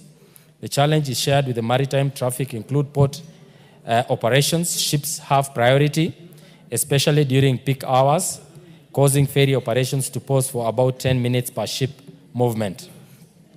The second challenge and limitation is the channel size. The channel's width is about 500 meters, while ferry deployment is demand-driven. Simulations by the Kenya Ports Authority show that only up to 4 ferries can safely operate at a time due to increased maritime traffic, despite rising pedestrian numbers. Honorable Speaker, as a way of decongesting the ferry service and providing an alternate crossing, the Dongokundu bypass was constructed and operationalized in January 2025. As a result of this, vehicle traffic has significantly reduced by 41.7%, while pedestrian traffic increased by 13.7%. to address the rising pedestrian numbers and declining vehicle traffic while Chair, maintaining... How long is your response? Probably another 4 minutes. Another 4 minutes. I can make highlights of the report. If it is going longer than 4 minutes, I want to interrupt you to welcome a number of institutions to the House. But if it is exactly 4, please finish. Thank you, Honorable Speaker. As a way of decongesting, to address the rising pedestrian numbers and declining vehicle traffic while maintaining safety and security under safety of life of seas, SOLAS, and international ship and port facility code standards, the ministry through KPA has taken several steps. One is deployment of ferries. Larger ferries, MV Jumbo, MV Safari, 4,000 capacity each, serves pedestrians, while smaller ferries, MV Kwale and MV Likoni, 2,500 persons capacity. Safety equipment has also been deployed. Life-saving and firefighting equipment are regularly serviced and maintained and replaced. Vessel inspection, annual surveys and inspection are conducted to ensure vessels meet passenger safety certification standard. Staff training, regular maintenance and preventive and corrective maintenance of ferries are always carried out. The security planning, crowd management control, new acquisition, 1 new passenger and vehicle ferry has been acquired. Infrastructure upgrade. Improvements include separating vehicular traffic flow, repairing the ramps and approaches, and upgrading the passenger waiting at Likoni Island. Honorable Speaker, each ferry is scheduled for 1-day maintenance program per week at night. Maintenance is carried out in preparation for the next day activities. A checklist is also maintained to be able to make sure that there is to ensure comprehensive maintenance of all equipment on board the vessel. Honorable Speaker, further also to that is the long-term maintenance program that involves dry docking of the ferries for underwater hull steel repairs. In the dry dock, comprehensive structural steel work, seawater system, and the main machinery repairs are carried out. On procurement plans, Honorable Speaker, for the new ferry, the Kenya Ports Authority contracted Kenya Shipyard to build 1 ferry. The details of the project are as follows. A contract number for the member, it is stated there. The project name is the supply, testing, and commissioning of 1 number vehicle passenger ferry.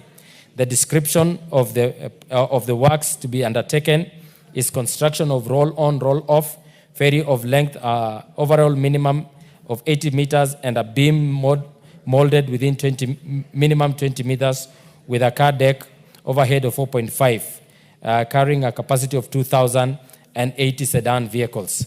The contract period is expected to be 75 weeks, and the end delivery is April 2026, with a total estimated budget of $24.7. On upgrading of the existing ferry, and the ministry submitted that ferry machinery is upgraded from time to time to improve the efficiency and mitigate the machinery breakdown of aging and worn-out parts. Honorable Speaker, regarding the status of the construction of Mutongwe ramp in Likoni constituency, the ministry submitted that the construction of Mutongwe mainland ramp was completed and handed over to KPA in 2023. The facility is currently used as a yard for maintenance services of ferries, and the ferry services cannot resume until construction of Mutongwe Island ramp is done. Construction for Mutongwe Island ramp was factored in 23-24 budget, but could not be done because of the constraints. However, I want to inform the member that the 2025-2026 budget has made consideration for the same. Regarding the long-term strategies being put in place to provide sustainable and reliable maritime transport solution for residents of Mombasa County and business dependent on ferries, the ministry stated that it's addressing the challenges by ever-increasing numbers, particularly of passenger traffic. The port has put in place the following measures. 1, improvement and modernization of existing service. 2, diversion of both pedestrian and vehicular traffic, both to the Dongokundu bypass, which has reduced the traffic of vehicles at the ferry by almost 60%. The socio-economic improvement programs that would divert free and ease congestion at the Likoni Channel, including the construction of the export economic zone, where it will provide alternative employment opportunities other than Mombasa Island, development of a market in Likoni, This would impact around 10% of the ferry users during peak hours. The need to upgrade Likoni sub-county to a semi-urban status to allow for commercial and financial activities and services to be available within the region. The region is currently not attractive to investors since the land is not properly planned. Most of the land does not have title deeds. This would create employment and service provision and thus reduce the movement across the channel. Lastly, Honorable Speaker, is expansion of the ferry services to other unattended areas. That was the question. Places and linkages with other coastal counties. The ministry, through its implementation agency, the KPA, plans to facilitate development of an integrated maritime system in Kenya. These include other coastal ferries and inland ferries, especially in Lake Turkana and Lake Victoria. A feasibility study will be commissioned has been planned for December 2025 with the aim of providing a framework for the most effective way to offer ferry services within the country. Thank you, Honorable Speaker. Honorable Mishimboko, I'll come back to you after I welcome a number of institutions visiting the National Assembly. So in both the public gallery and the Speaker's gallery, we have Kapsabet Boys Junior School from Chesumei constituency in Nandi County. And then we have a school for which everything should stop when they are in the house. That is Ogande Girls National School from Homa Bay Town constituency, the Speaker's own constituency in Homa Bay County. On my own behalf and on behalf of the institution of Parliament, both schools are welcome to the National Assembly to observe proceedings. The Honorable Millie Odhiambo, I know that would not be enough if you never welcomed all the pupils and students. So the minority whip, give minority whip the mic thank you, Mr. the students on my behalf. Thank you, Mr. Speaker, for giving me this opportunity to welcome the students on your behalf. I wish to welcome the students of Kapsabet Boys, and I wish to welcome the girls from Ogande Girls. Of course, for obvious reasons, I have a bias towards Ogande Girls. One, because they are girls, and I'm also a girl. and two, because they come from Homa Bay County. And three, because two of my sisters are alumni of Ogande Girls. My sister Caroline Akinyi Odhiambo and my sister Roslyn Odhiambo are both alumni of Ogande Girls. So I used to visit them a lot in Ogande Girls when growing up. And it was one of the best schools, still is one of the best schools. Mr. Speaker, I just want to say, especially for the sake of the young ones who are here, and especially for the sake of the girls, that when I joined Parliament, I'm doing my 4th term now, when I joined Parliament, I was one of only 16 women in Parliament. And now we are almost 100. So when they see here, I noticed some of them when they came in. No, we have not yet met. We are almost not yet. But, Mr. Speaker, the things we take for granted, and we were speaking yesterday when we were celebrating the life of Honorable Phoebe Asio, an iconic woman also in Homa Bay, that I took. I was elected after a hiatus of almost 16 years. The last time anybody was elected in Homa Bay County was Phoebe Asio. Then after Phoebe was me, 16. It took 16 years. But I want to tell the girls that when I came here, it was actually strange to see women in Parliament. But in my lifetime, I've seen that changing. And if we have reached this level, they can go beyond that. Whatever you want to be, you can be. It requires just hard work, commitment, and focus. And I want to finish by indicating, because this is not a debate, it's really just to welcome all of you, that a lot of people call me the bad girl. And a lot of people, young people, ask me why I'm called a bad girl. And I'll tell you why I'm called a bad girl. And you can also be a bad girl and a bad boy. I am bad because I do not conform to things that are retrogressive. I do not conform to culture that takes me backward. I do not conform to religious practices which are not even biblical, but which takes us backward. And I do not conform to peer pressure so that I can be called a good girl by my friends. So if you're listening here, whether you are a boy or a girl, do not conform to things that limit you and that will stop you from realizing your dreams.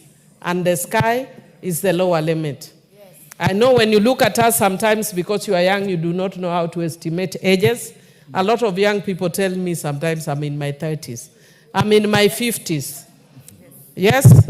Mentally, I'm in my 30s, yeah, but actual age, I'm in my 50s. But I've just gone back to school, and the reason I would have actually met them outside, the reason I'm leaving a little bit earlier is because I have class. So don't be stressed and worried about little things like doing maths and little things. You know, those things are very simple. Work hard, be focused, and you'll make it in life. Welcome to Parliament, and just look at how beautiful women from all over the country. We have Naisula here. You'll be hearing her speaking. From Samburu. We have Catherine here from Busia. Aika from Mombasa. Beatrice from Kericho. So we have Lillian from Trans Nzoia. Pasaris from Nairobi. Donya from Kisii. Jarusha from Nyamira. And there are many others. We have amazing, I've already said Aika from course. And Mishimboko, Commissioner Mishimboko. So can you imagine you have come into Parliament when they are powerful women? In my lifetime, we never saw such things. Not including you, you are a man. As we are dealing with women here, we are encouraging. And boys, don't feel let out. We love you as well, but we want our girls to reach where the men have been. Maybe just let me tell you one thing, Mr. Speaker, which is also encouraging to us as women. Yesterday, we were standing in the presence of greatness. Women trailblazers of this country. The first woman judge, the second woman judge, African woman judge. You know, retired Justice Effie, retired Joyce Aluoj. And the young women who are there, we were generations, from Gen Z to Alpha to I don't even know which other ones there. And one of the things we were told, the things we take for granted, that we say, I'm going to do a fundraiser for a women's group. They said a sessional paper was passed to allow women to form groups. When I was already born, not in a different lifetime, not a different generation, after I was already born. So women, let's not take for granted the freedoms we have. Thank you. Why are all lady MPs requesting to welcome students? And we have very substantive business to transact.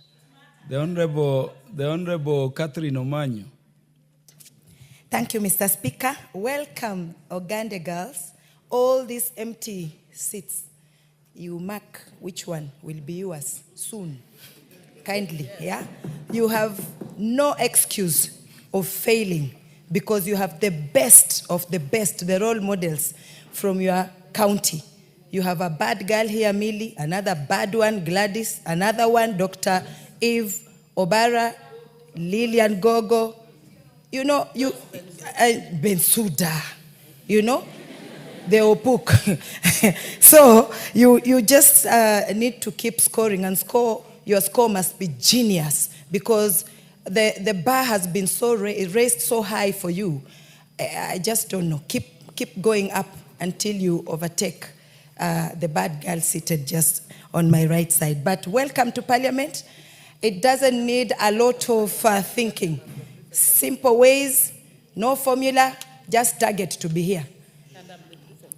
The Honorable Naisula Lesuda, are you standing up to welcome Uganda girls because it is the school of Dr. Ida Betty Odinga, or because it is the best school of the Speaker?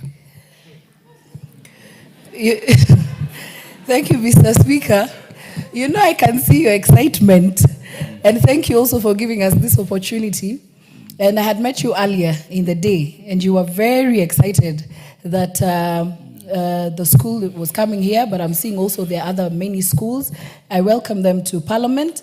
And yes, Her Excellency, Ida, is a great educationist. She's done a lot in many of our schools. In my own constituency, Kisima Mixed, she has sponsored children. She's done for us, she's equipped a dormitory. She's done a lot of good work in this country. And so, yes, welcome.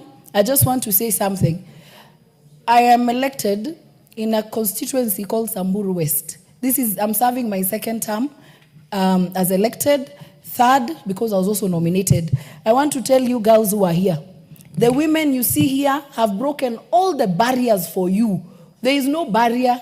We are the ones who are ready. We've been called all names. We have knocked all doors. For you, it is just to pass those doors and go up there. And so just look at these women, and that is why sometimes some of us are okay to be called all manner of names, to be told you can't lead, so that the ones who are behind us will find that we have opened doors for them. And so you have no excuse, my dear sisters, and for the boys, please catch up with us because the girls are going very, very far. Thank you very much. Yeah, so that the boys in the house do not feel left out. The Honorable Karoli Omondi. Please, the Honorable female MPs in the house are forgetting the boys are also in the Speaker's Gallery. Could you welcome them to the house? Thank you very much, Honorable Speaker. As a matter of fact, I think I used to cause more happiness to the girls of Ogandi Girls High School when we visited them on outings as a student in Homa Bay High School when I was there. You see? And the ladies have spoken quite a lot, but they did not say in Ogandi, they say, go forth in faith. Correct? Yes. That should tell you I used to visit there. And I had very many friends. I take this opportunity to warmly welcome you and to acknowledge the good history of the school, not just of Ogandi, but also of Kapsabet Junior. I think Kapsabet has already produced a president. The late President Moi went there. And Ogandi Girls, we have Mama Ida Odinga. And I think the library is well done. And I normally pass there, and I will be there on Saturday doing 21-kilometer run. Thank you very much. God bless you. The Honorable Pasaris, I know you will not forgive me if you didn't welcome Uganda girls to Nairobi, your county. Please do so in exactly a minute so that we can go back to business. Thank you, Honorable Speaker. First of all, I would like to say welcome to all the students that are here. And you know, I really like what Honorable Karoli Omondi said. Go forth in faith. In faith. I have a feeling that that is what our girls should do when the boys come across. Because when the boys come across, remember, girls, you will end up pregnant. So when they come, just say, go forth in faith. Because we're here to study. We're here to study. So it shows that they were always trying to tune you from a very early stage. So I want you to focus on your study because it is important. It is the only thing that will actually inspire you to make a better life for yourselves tomorrow and for your families. So focus on your studies and work very, very hard. And we want, there's no point of order. Go forth in faith. Okay? The Honorable Karoli, what is out of order? Honorable Speaker, I agree with the advice of go forth in faith.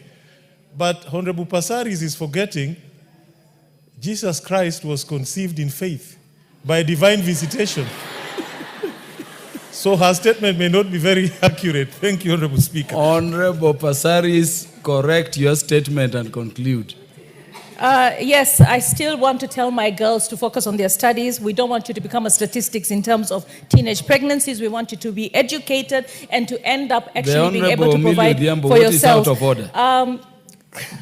Mr. Speaker, I think you have noticed Honorable Karoli is exceptionally excited today.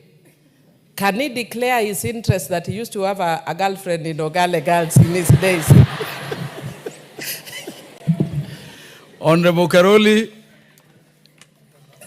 Honorable Speaker, some things, because of now time, yes, and the extended networks that we now have, we like to keep them covered. But I can only confess, she was called Caro. Thank you very much. Honorable Millie never seeks such clarification. In law, we have a doctrine called res ipsa loquita.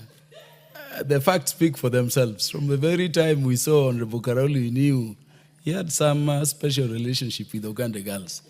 So Honorable Esther Passaris, conclude. You want to go back to business? Thank you. Honorable Speaker, I'd also like to welcome them to Nairobi County. I'm the member of Parliament for Nairobi County, and enjoy the city, and remember that we are rooting for you to become the future leaders of tomorrow.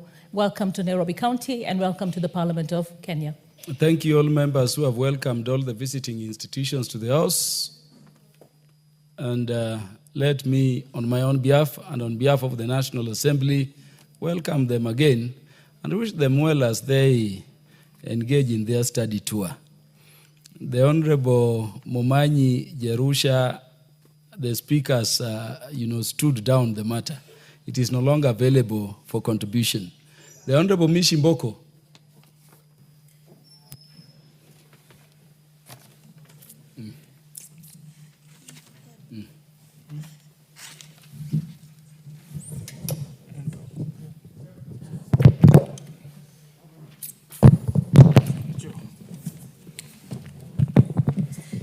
Yeah, thank you, Honorable Speaker. Honorable Speaker, while I appreciate the information, the answers which have been given by the Cabinet Secretary, Minister of Transport, Honorable Speaker, I just need some clarity because I feel there is no commitment in the answers which were given as per my questions. Honorable Speaker, for instance, we are told that the Mtongwe mainland ramp, which was completed and handed over to Kenya Ports Authority, that was in May 2023, which stayed there for over 2 years. And yet we don't have the other ramp for the Mtongwe Island ramp. We have not been told how much was budgeted. We have not been told whether that budget is enough for the Mtongwe Island ramp. We are not being told when is the commencement of the construction of the Mtongwe Island ramp, Honorable Speaker.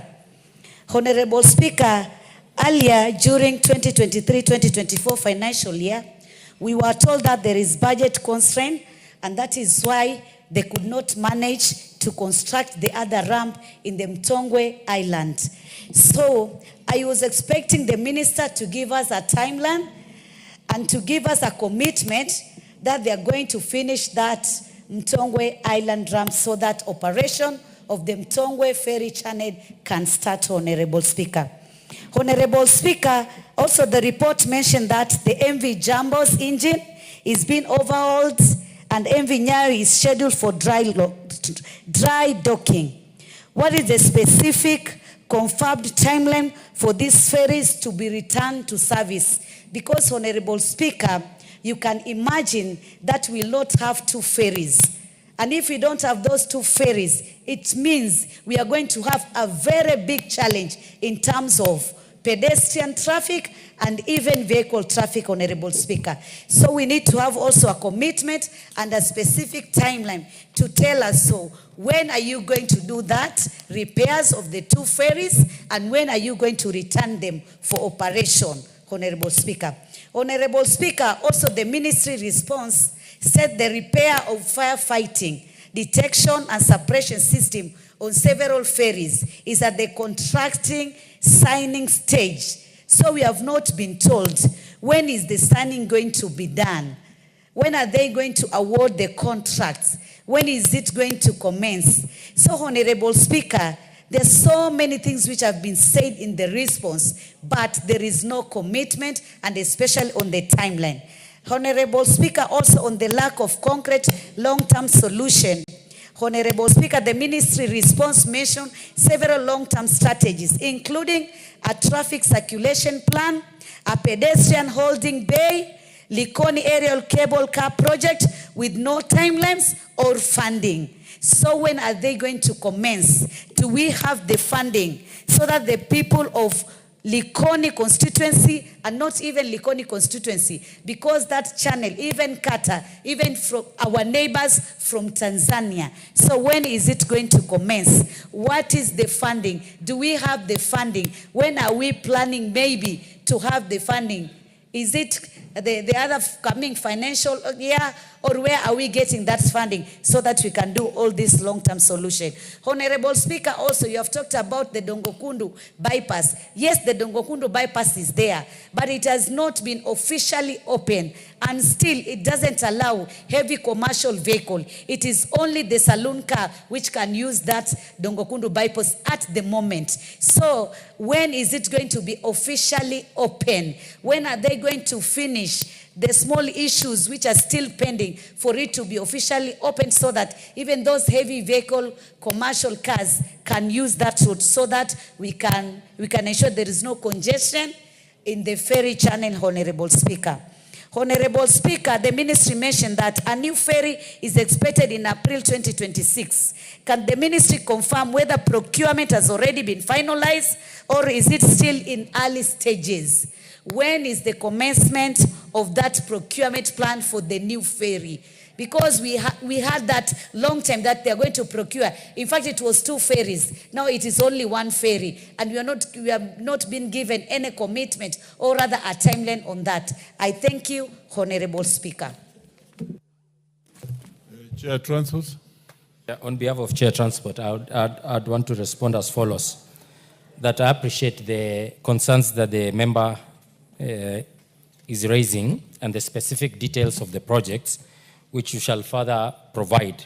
However, on the new ferry, the project has been awarded, the project has commenced, the project duration is 75 weeks. It started on July 26th, 2024, and is expected to be complete and handed over on April 2026. Number 2, with regard to the long-term projects that are in place, we are aware that most of the roads that are stalled in the country have now commenced, and part of the Dongokundu section that had not been completed, the contractor is now back to site. We hope to give further details on the progress of that road, which has really helped to ease the Likoni channel by reducing the traffic of sedan vehicles, and now it's going to reduce the commercial vehicles when it is complete. Number 3, Honorable Speaker, is on the question of the design of the ramp on the other side of the Likoni channel, which currently has been budgeted for in this financial year. We shall then be moving forward to provide more details on the amount the budget has been allocated, but the design has been commissioned for the works so that we can be able to see how long it is going to take. I appreciate the further questions that has been presented by the member by asking the specific dates, specific timelines, which I think we are going to make further inquiries to get that so that we can be able to supply to the member. Otherwise, Honorable Speaker, I wish to thank you. Very well. Fully satisfied? Honorable Mishi. Yeah, Honorable Speaker, I'm satisfied with the answers, and I'm also ready. Maybe the chair will also call me to give me the specific timeline, as he has noted here in his response. I thank you, Honorable Speaker. Great. Let's move to the next response to statement. And this time is a response by the Chair Transport again to the Honorable Catherine Omanyo.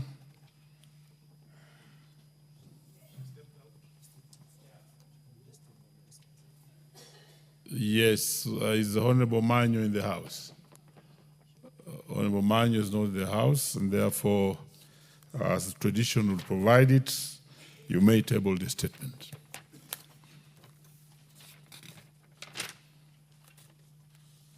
Proceed and table the statement because the Honorable Member Manyo is not in the House. And we move to the next order. Next order.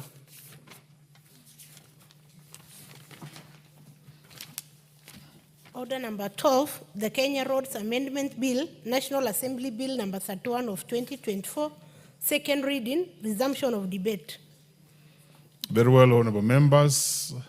This motion had a balance of 2 hours, 34 minutes. There's no specific member who was on the floor, and therefore we give this chance to the Honorable Esther Passaris. Thank you, Mr. Speaker. Mr. Speaker, I rise in strong support of the Kenya Roads Amendment Bill and commend its mover, Honorable Naisula Lesuda, for bringing before this House such a timely and necessary piece of legislation. I speak today not only as a legislator, but also a rider who has personally experienced the dangers on our roads, present when you are not inside a car. In June 2018, I rode my bicycle from my house in Kitisuru, Westlands, to Parliament. What should have been a refreshing, healthy, and sustainable way to travel quickly turned into a journey of constant fear. At every turn, I felt the risk of being sideswiped, pushed off the road, or trapped between speeding vehicles and open drains. There was no safe, continuous lane for me as a cyclist. I was constantly forced into fast-moving traffic or into narrow, uneven pedestrian paths. And it was not just the motorists in cars. I also faced the indisciplined border riders who weave in and out of traffic without warning and ride on pedestrian walkways, cut across lanes with little regard for the safety of others. Many border riders are hardworking Kenyans earning an honest living, but the lack of regulations, enforcement, and training means far too many operate without discipline or respect for the rules of the road. Mr. Speaker, this bill is about correcting the deep injustices built into our transport system. It will require that all new roads and any undergoing major repairs or upgrades may include safe, accessible infrastructure for non-motorized transport, cycling lanes, pedestrian walkways, and proper crossings. And I must be clear, motorcycles are not non-motorized transport. Whether fuel-powered or electric, they are motorized vehicles. They do not belong in the non-motorized transport lanes. Allowing borders into these lanes would defeat the purpose of this amendment and put the vulnerable citizens and road users, children and elderly persons, persons with disabilities in even greater danger. Why does this matter? Safety. Vulnerable road users cannot compete with speed, weight, and unpredictability of borders. Equity. Those without cars have as much right to safe mobility as anyone else. Health and climate. Walking and cycling reduces congestion and carbon emissions and improve public health. Standards and obligation. This aligns with Kenya's global safety norms and our Vision 2030 commitments. Mr. Speaker, we often speak about road safety in statistics, but behind every number is a life cut short, a family devastated. On that ride in 2018, I realized how easily I could have become one of those statistics. One careless driver, one reckless border, one moment of inattention, and I might not be here speaking to you today. Kenya today is like a construction site with hundreds of road projects ongoing. This bill ensures that we invest billions in our road network. We do not repeat the mistakes of the past. We must not lay fresh tarmac over the same patterns of exclusion. I urge honorable members to picture the school child walking to class along the edge of a busy road, the market trader cycling with his or her goods, the man on a wheelchair trying to cross without a ramp. Stand in their shoes, feel their vulnerability. This is not a radical proposal. It is a responsible one. It is about building roads for people, not just for vehicles. Mr. Speaker, I support the Kenya Roads Amendment Bill wholeheartedly, not just as a rider, but as a Kenyan who believes that safe, dignified, and inclusive mobility should be the right of all Kenyans. Thank you, Mr. Speaker. The Honorable James Nyika. Thank you, Mr. Speaker, for giving me this opportunity. Mr. Speaker, I rise to support this bill. This is something that is long overdue. Mr. Speaker, the object of this bill is noble. Design and construction of lanes for non-motorized traffic by the 4 agencies, and this not only just lanes, will have cycling lanes, we'll have cycling track, we'll have pedestrian walkways. Mr. Speaker, with that, we will have a complete complex that you need in a road system. Mr. Speaker, the 4 agencies, KURA is called upon in clause 4 to make sure that all the roads, they do conform to these requirements of cycling lanes, cycling track, and pedestrian walkways. KURA in clause 5, the same, and KENA in clause 3, the same. Mr. Speaker, we should have done this long time ago.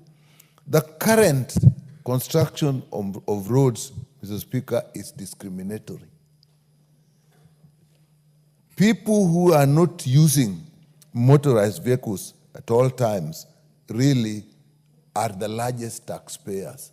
And yet when you are building roads, the design does not take into consideration that there are a large number of people who are not using motorized means.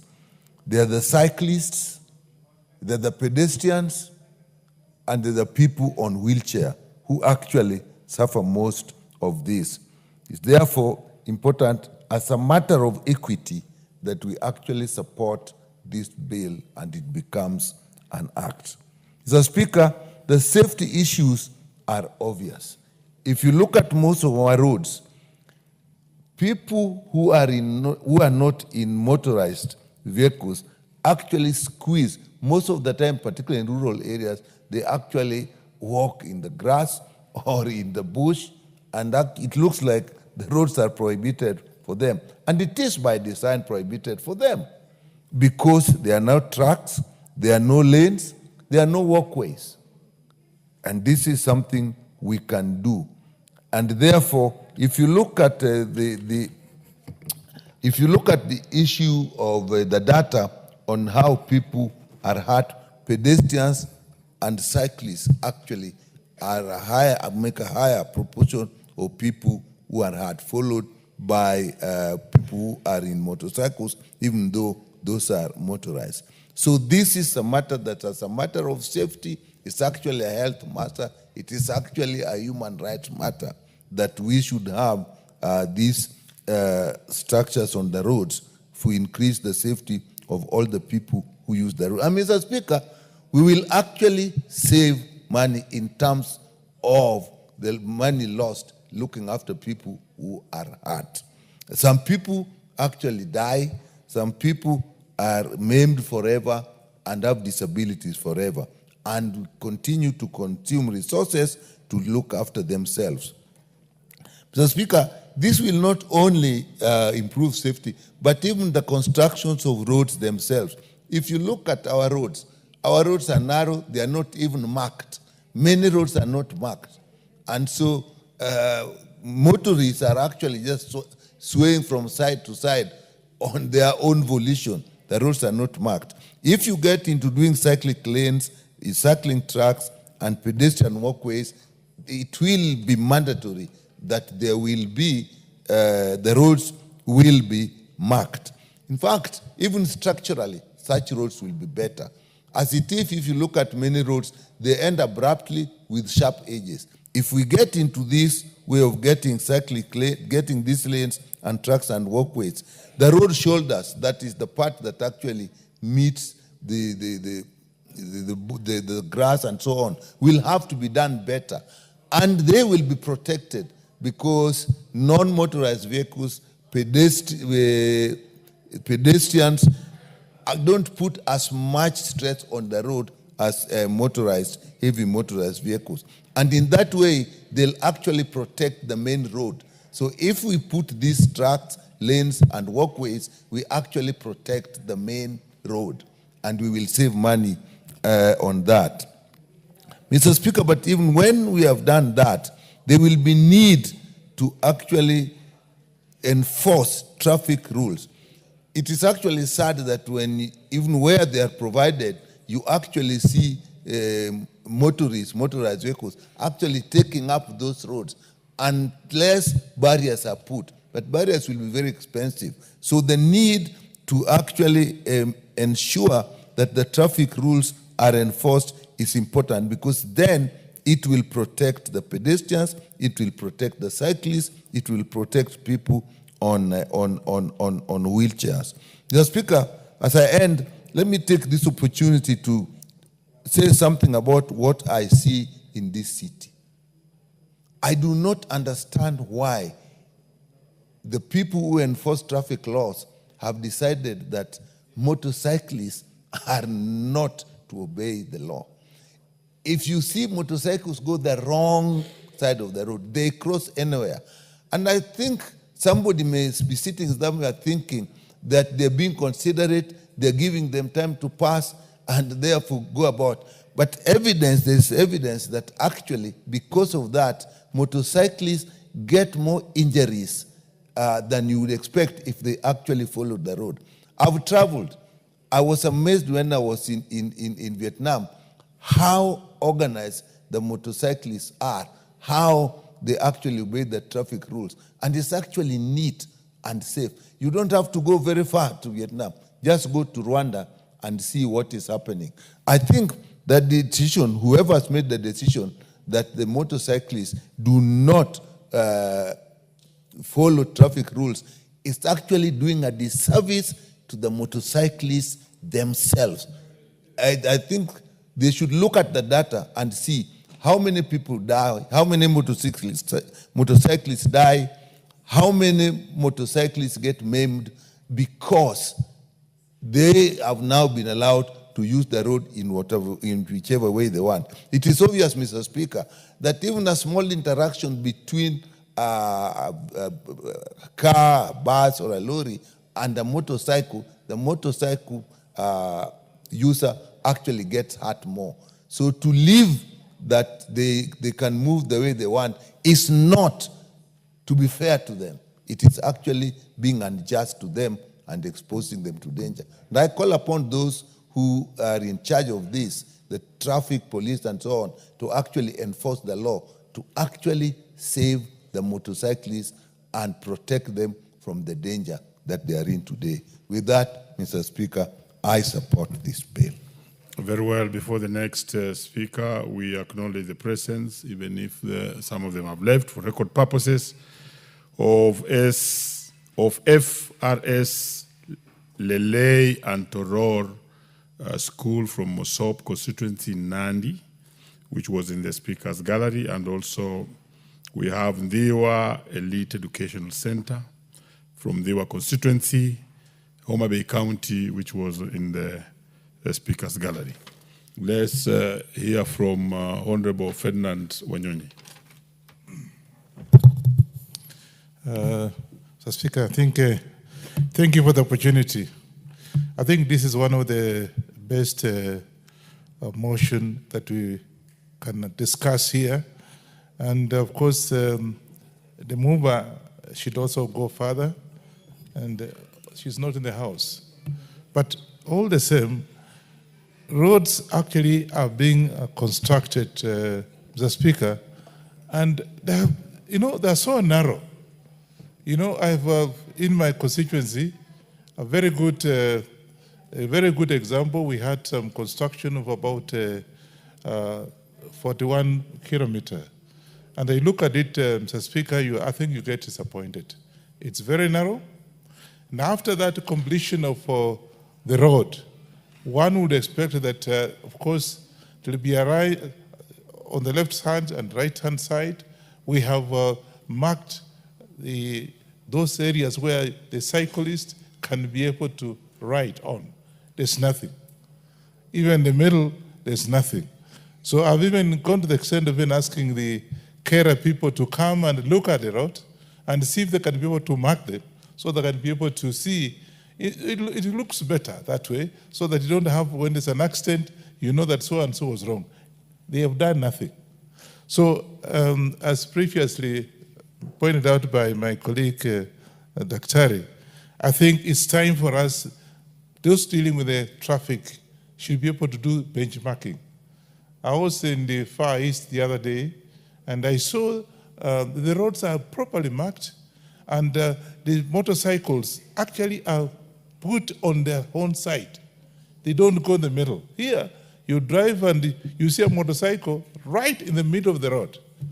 You don't know you can't even overtake, and you just have to follow him until he gets tired and gets off the road. So I think there's time for us, particularly those concerned with the traffic, to go out there and do some benchmarking. There's nothing wrong with learning from others.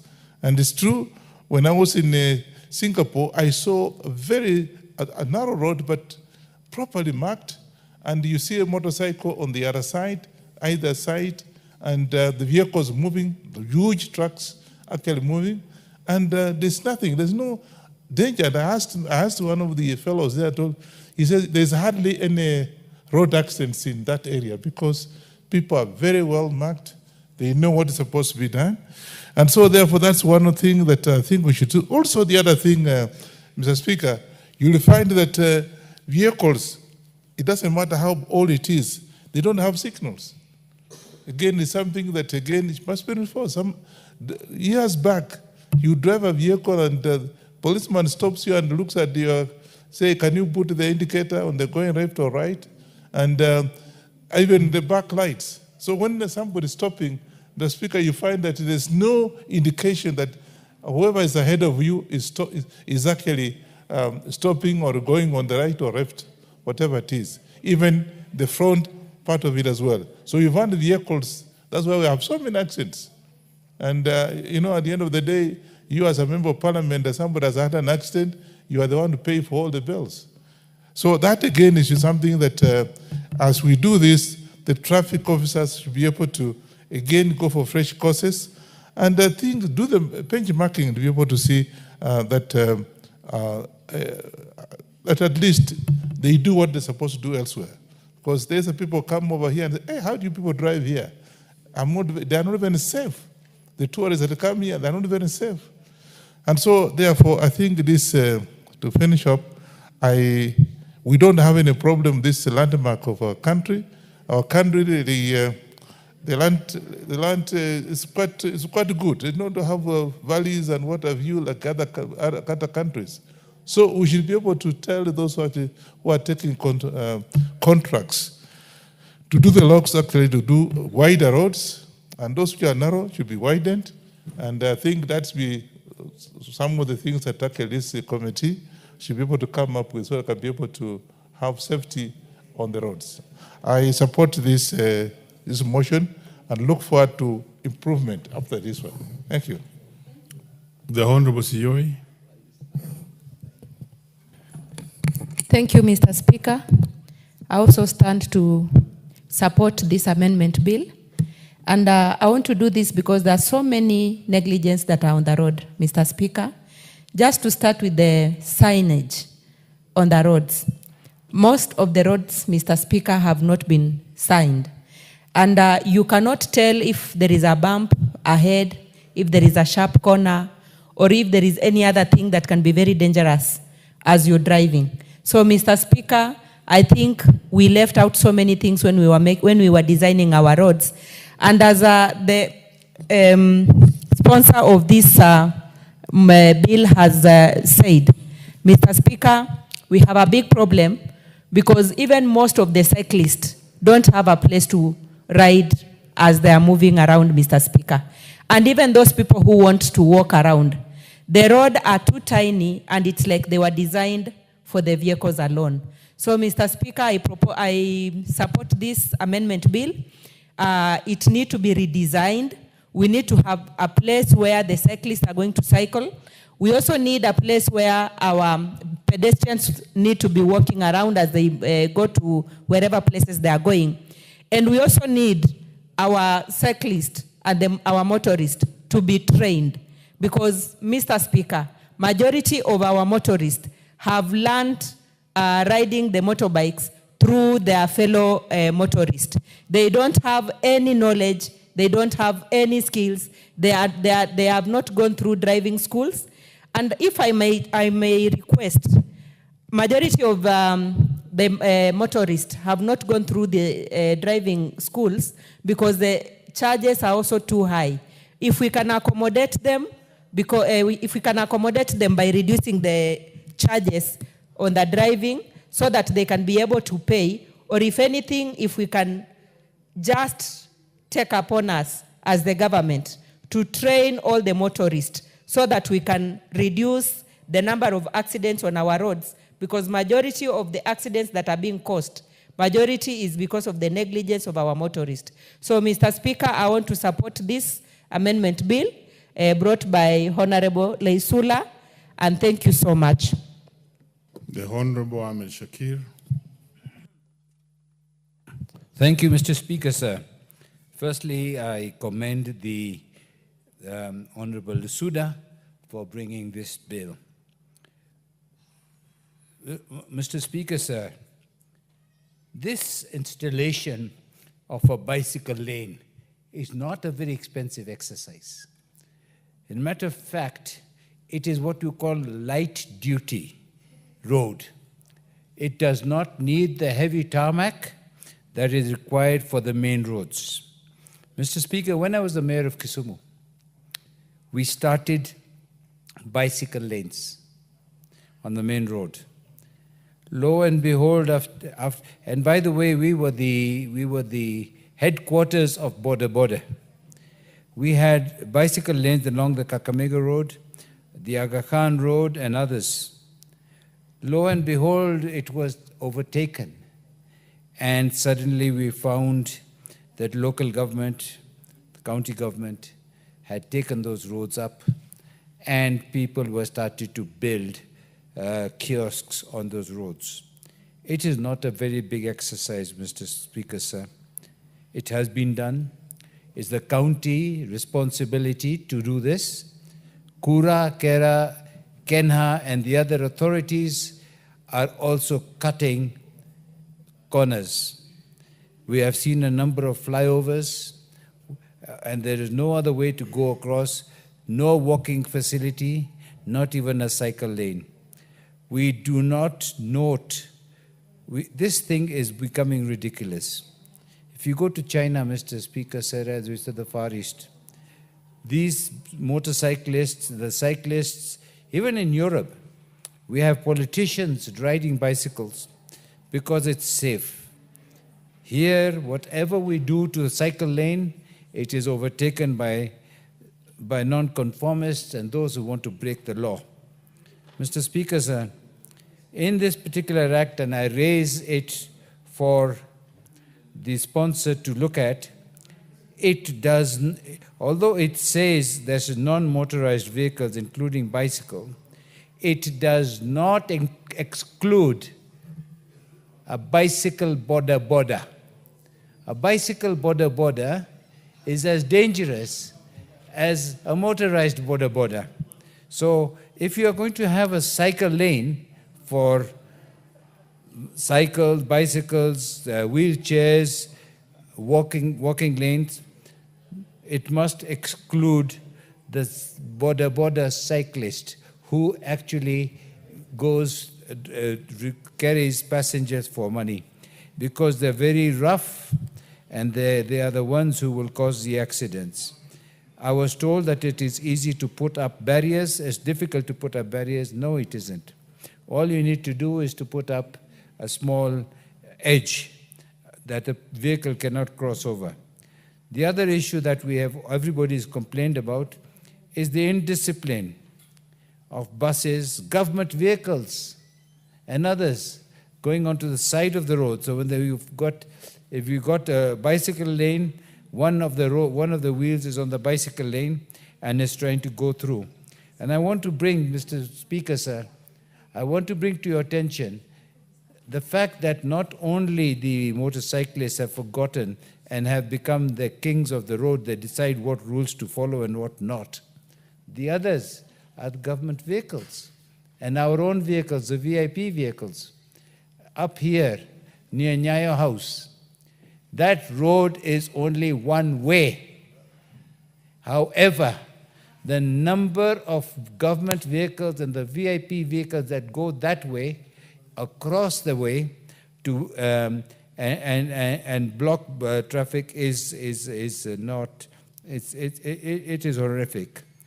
Mr. Speaker, sir, we would all like to be cyclists, and it's important that this act is not only an amendment, but it goes backwards and demands from the county governments as well to start putting up bicycle lanes. Let's not restrict ourselves to new roads. We start with the other ones and we take them forward from there. With those few remarks, Mr. Speaker, sir, I beg to support with the amendment that I proposed. Thank you very much. The Honorable Makali Mulu. Thank you, Honorable Speaker, for this opportunity. Honorable Speaker, I want to join my colleagues in, first of all, appreciating this bill, whose mover is Honorable Resuda, and it's an amendment of the roads bill, Honorable Speaker. Honorable Speaker, if you look at the objects of the bill, it is proposing creation of quite a number of lanes. The pedestrian lane, the cyclist lane, in addition to the main lanes where the cars drive on. Honorable Speaker, a lot of the colleagues have said this bill should have actually come many, many years ago. Because anytime you drive on our roads and you see what is happening, you start seeing the need for this bill. Honorable Speaker, a lot of us have traveled outside this country. And some of the countries we have gone to are not even very advanced countries. They're either our level or even below our level. And when you look at the design of the roads, it is very impressive. About a month ago, I was in Rwanda, Honorable Speaker.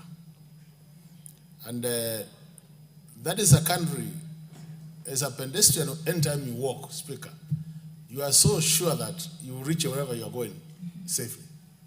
Because you have a separate lane for the pedestrian, and nobody bothers you when you are there. You are just walking. The only person you meet there is your fellow human being. But here, Honorable Speaker, you realize that even as you drive on our roads, there's nearly court order, you know. Pedestrians are crossing all over the place. Motorists are crossing, that is the motorcyclists, and even bicycles, Honorable Speaker. So at times you are focusing on the car ahead of you, Honorable Speaker, and then all of a sudden a motorist is crossing, and you know there are some, Honorable Speaker, who have no discipline. They run as if they are doing 100 meters, Honorable Speaker. So by the time you realize this is happening, you see somebody has already been knocked down. And if you look at the statistics, Honorable Speaker, it actually confirms that we have a problem. The number of people we are losing through accidents, pedestrians, Honorable Speaker, is so high for a country like ours, looking at our population and looking at our economic level, Honorable Speaker. So on that note, Honorable Speaker, then, it means we seriously need to think about creating these additional lanes in on our roads, so that at the end of the day, Honorable Speaker, we have our pedestrians being safe and the cyclists also being safe, Honorable Speaker.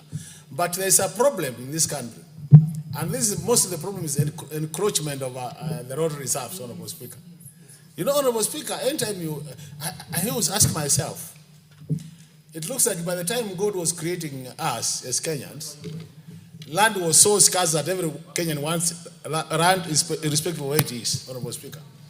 Because we have encroached to our road reserves to an extent that you even have no space to create these additional lanes. And that is going to be one of the challenges. And to make things worse, Honorable Speaker, you realize that even those who have encroached and they know it is government land, they will still be demanding compensation.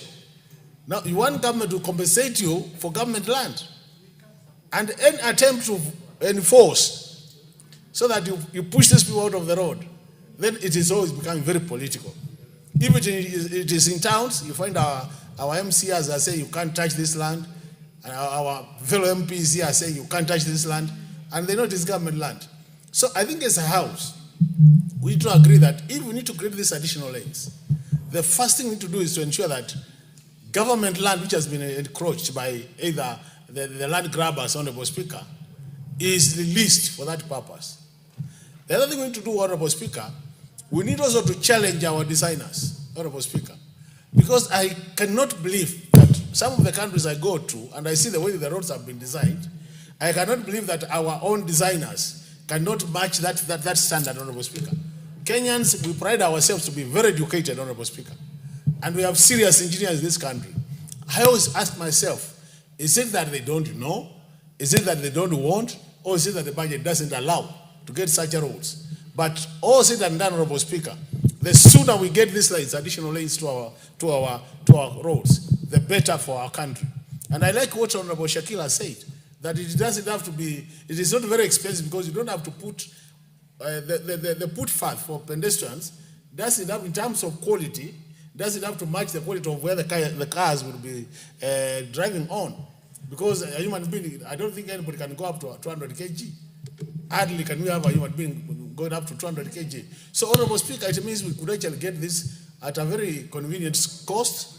In that case, it will help, and more so for the cities. Now we have quite a number of cities. We have Nairobi, we have Nakuru, we have Eldoret, we have Mombasa. We can start with the cities and then move to the other towns which are upcoming. In that case, we'll be helping our people and we'll reduce the statistics in terms of those who are dying as a result of being either knocked down by vehicles or any other accidents happening in our roads. Because once you separate the pedestrians, the cyclists and the motorists, automatically you reduce the number by almost to a very low percentage, Honorable Speaker. And that will be good for this country because you'll have our people living longer and being able to participate in economic activities. So with this many remarks, Honorable Speaker, I once more want to thank Honorable Resuda for this bill and say that I'll be supporting this bill, and I urge your colleagues to support this bill so that we can now have these lanes constructed. But also, when it comes to budgeting, Honorable Speaker, we also need to provide more resources in terms of budget so that we have the money to construct the lanes. I support, Honorable Speaker. Thank you. Yeah, those who have been questioning why Clause 9 states what it states, if you listen to Honorable Dr. Makali Mulu, you now understand. It's a lot of, land acquisition and reclaim to be done if we are to realize this as intended. The Honorable Robert Basil. Thank you, Mr. Speaker, for allowing me to contribute to this particular amendment bill. Allowed me from onset to thank my friend and the Honorable Lesuda for actually bringing this amendment number 31 of 2024 to allow cycling lanes as well as pedestrian walkways, Mr. Speaker. This particular bill amendment reminds me of a very renowned author, Ken Walibora, who actually authored the book Siku Njema. This gentleman died because of lack of pedestrian walkways, because he was knocked down, and that is how he met his death. So we lost a very serious brain in this country because of lack of walkways. I also happen to know a very renowned lawyer by the name Aja Olubai, who was also hit when crossing Thika Road because there are no pedestrian walkways, Mr. Speaker. So it is very clear, Mr. Speaker, this bill is very critical because it manages accidents that are occasioned by absence of cycling lanes as well as pedestrian walkways, Mr. Speaker. If you go to First World, Mr. Speaker, you'll agree with me that their engineers do factor this when designing their roads. But our engineers, unfortunately, they don't consider this, Mr. Speaker. So there are so many benefits that we can derive or that we can get by having cycling lanes as well as pedestrian walkways, Mr. Speaker. And to mention just a few, Mr. Speaker, one of it is actually health-related benefits. We have lifestyle diseases like obesity, high blood pressure, and many more that could actually be reduced by having people to walk, promoting a healthy society where people can walk by providing pedestrian walkways as well as cycling lanes, Mr. Speaker. Mental well-being can be boosted because of that, Mr. Speaker. Other very critical benefits, Mr. Speaker, is reduction of air pollution, emission of carbon monoxide, and among other gases that are emitted by vehicles will be reduced significantly, Mr. Speaker, if we allow for cycling lanes, pedestrian walkways, because people will be less dependent on vehicles. And these will be benefits. They would be critical to this country, also to mitigate effects of climate change that are occasioned by greenhouses because of emissions from cars, Mr. Speaker. Importantly, Mr. Speaker, by having this bill amended, we are going to reduce transport costs because some people can actually walk to work. And if you walk to work, because that provision is given by having safe pedestrian walkways, safe cycling lanes, then the costs associated with the paying exorbitant bus fares, as well as having to drive your cars to work, all these will be reduced. And that will be very significant cost reduction, particularly while understanding the increased cost of living in this country, Mr. Speaker. So it is important to make amendment to this bill. This should have been done way before, as some of my previous speakers did say, Mr. Speaker. Additionally, Mr. Speaker, there is social benefits associated with the provision of cycling lanes as well as walkways. People can talk, you can have interactions. Even those who want to do dating can do that while walking. So there is so much to be generated by providing cycling lanes as well as pedestrian walkways. We have seen it elsewhere in other countries where there is a lot of social cohesion. We have been hearing a divided country, and we have witnessed recently with aggressions coming from Gen Zs as well as people who are completely not happy with the stress that has been brought about by lack of social interactions, which could be provided for by having cycling lanes as well as pedestrian walkways, Mr. Speaker. Importantly, Mr. Speaker, road congestion. We see the madness in this country.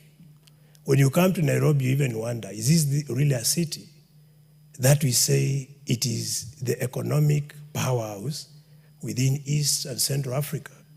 A city where many people would want to come. The gateway to Africa, Mr. Speaker. But the madness we see, congestion in the roads, matatus overlapping, etc., no provision where people could actually walk, where people could cycle. So there is so much that we can benefit by having amendment in this bill, Mr. Speaker. And that's why I don't mince my words by saying I fully support this amendment. I'm also having my personal amendment, which I think is on the way coming, to reduce congestion we see in police stations, Mr. Speaker. So I think once I bring the amendments and we pass the same amendments, then we are going to bring some sanity in this country and have a country we can be proud of, as well as a city we can enjoy to live. With those few, I submit and I support, Mr. Speaker. Thank you. The Honorable Emmanuel Wangwe. Thank you, Honorable Speaker. Honorable Speaker, allow me to first and foremost appreciate my colleague, the Honorable Lesuda, for thinking wise, such that she has come up with this good bill. Honorable Speaker, whereas Honorable Lesuda is addressing the gist of the bill, allow me to go straight on the benefits that will accrue should this bill be enabled into law. Honorable Speaker, many times people have mistaken cycling to poverty. Allow me to say it's not poverty. Cycling instead, Honorable Speaker, is going to ease the life skill diseases upon bodyworks, Once you work out on a cycle, Honorable Speaker, be it that you are diabetic, you have high blood pressure, but you keep your body in motion, it's not the same. It's no longer the same. Unlike somebody seated in a V8, Honorable Speaker, and having blood pressure or any life skill diseases, Honorable Speaker, he is increasing the chances of his danger to his life. But when you cycle, Honorable Speaker, the body works out. The benefit to it, Honorable Speaker, is measurable to your life. You enjoy and you live longer. Honorable Speaker, that is why many a times, for those of us who have been able to go to China, when you are lighting at toll station, Honorable Speaker, the first thing you see is how many cycles are coming out of that place. So many, and the Chinese live well because they keep their bodies in workout. Therefore, Honorable Speaker, first and foremost, let us all Kenyans come out of the issue that cycling is a sign of poverty. It's a sign of keeping your body strong. Honorable Speaker, I also want to look at the benefit that will come with it in terms of the costing. Moving from Upper Hill to town while cycling, Honorable Speaker, it could take you close to nothing, no cost at all. Wear and tear of rubber could almost be minimal. And in a month, totally, there will be no cost, Honorable Speaker. Unlike today, by you coming from Upper Hill to town, there is the time factor because of the traffic jam. There is the issue of wear and tear on the machine that you are going to use. Therefore, Honorable Speaker, it's going to ease your ability to access from one corner to another without necessarily, Honorable Speaker, costing you in terms of time and money. Honorable Speaker, there is also the issue of the cost of land. What is it that gives appetite to land grabbers, Honorable Speaker? Land grabbers simply come in when the land is available. When they see there is the Kenya National, Kenha, for example, has not utilized the pavements well, the land grabber will simply move in. If we make this into law, Honorable Speaker, the highway, the edge of the highway, where the land of Kenha touches at the last edge of the corner, can we put there a walkway or a way through which cyclists will use? Nobody will come to grab that land, Honorable Speaker, now that the land will be in use. So we are going to make use of the highways. And Honorable Speaker, if you go along from Nairobi to Western, through Nakuru, all that vast land is just open.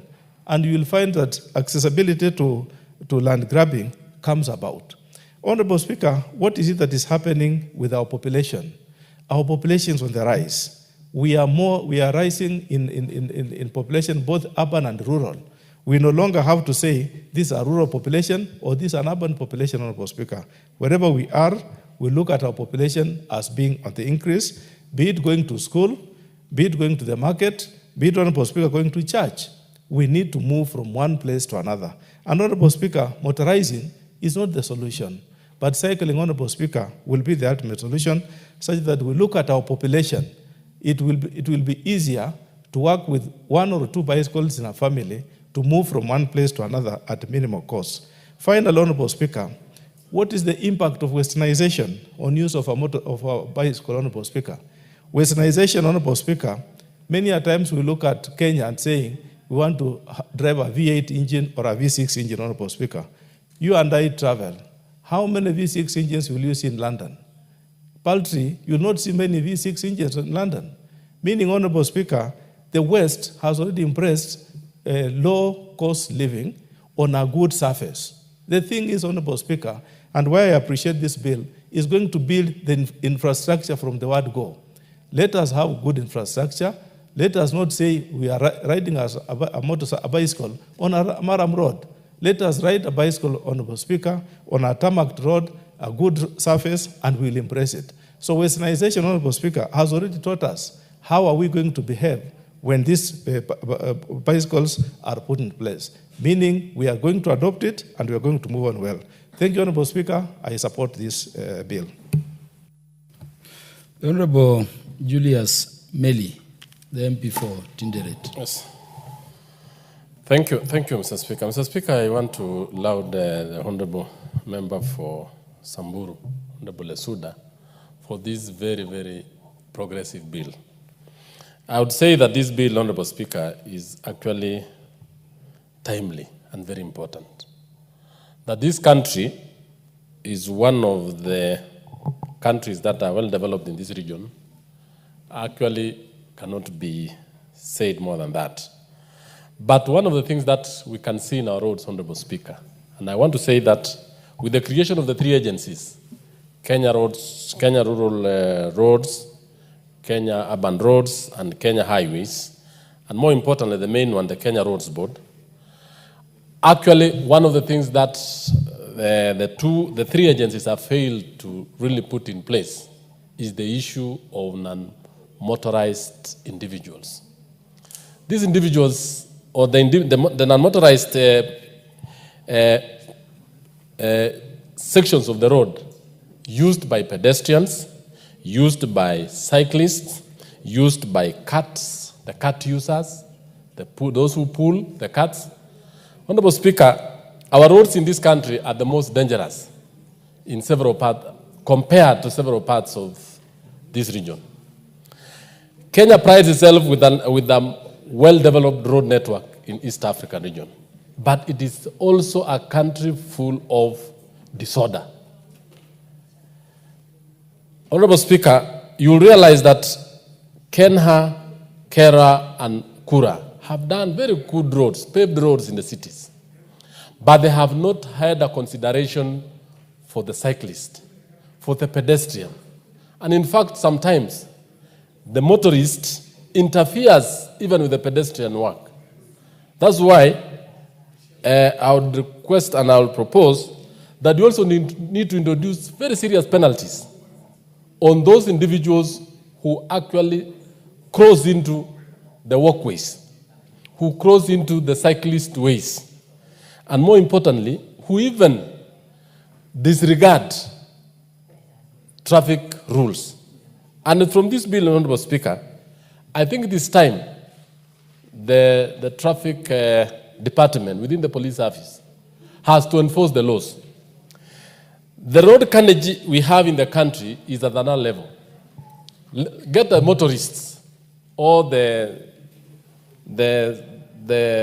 matatu users, get the motorcycle users, they ride in every direction.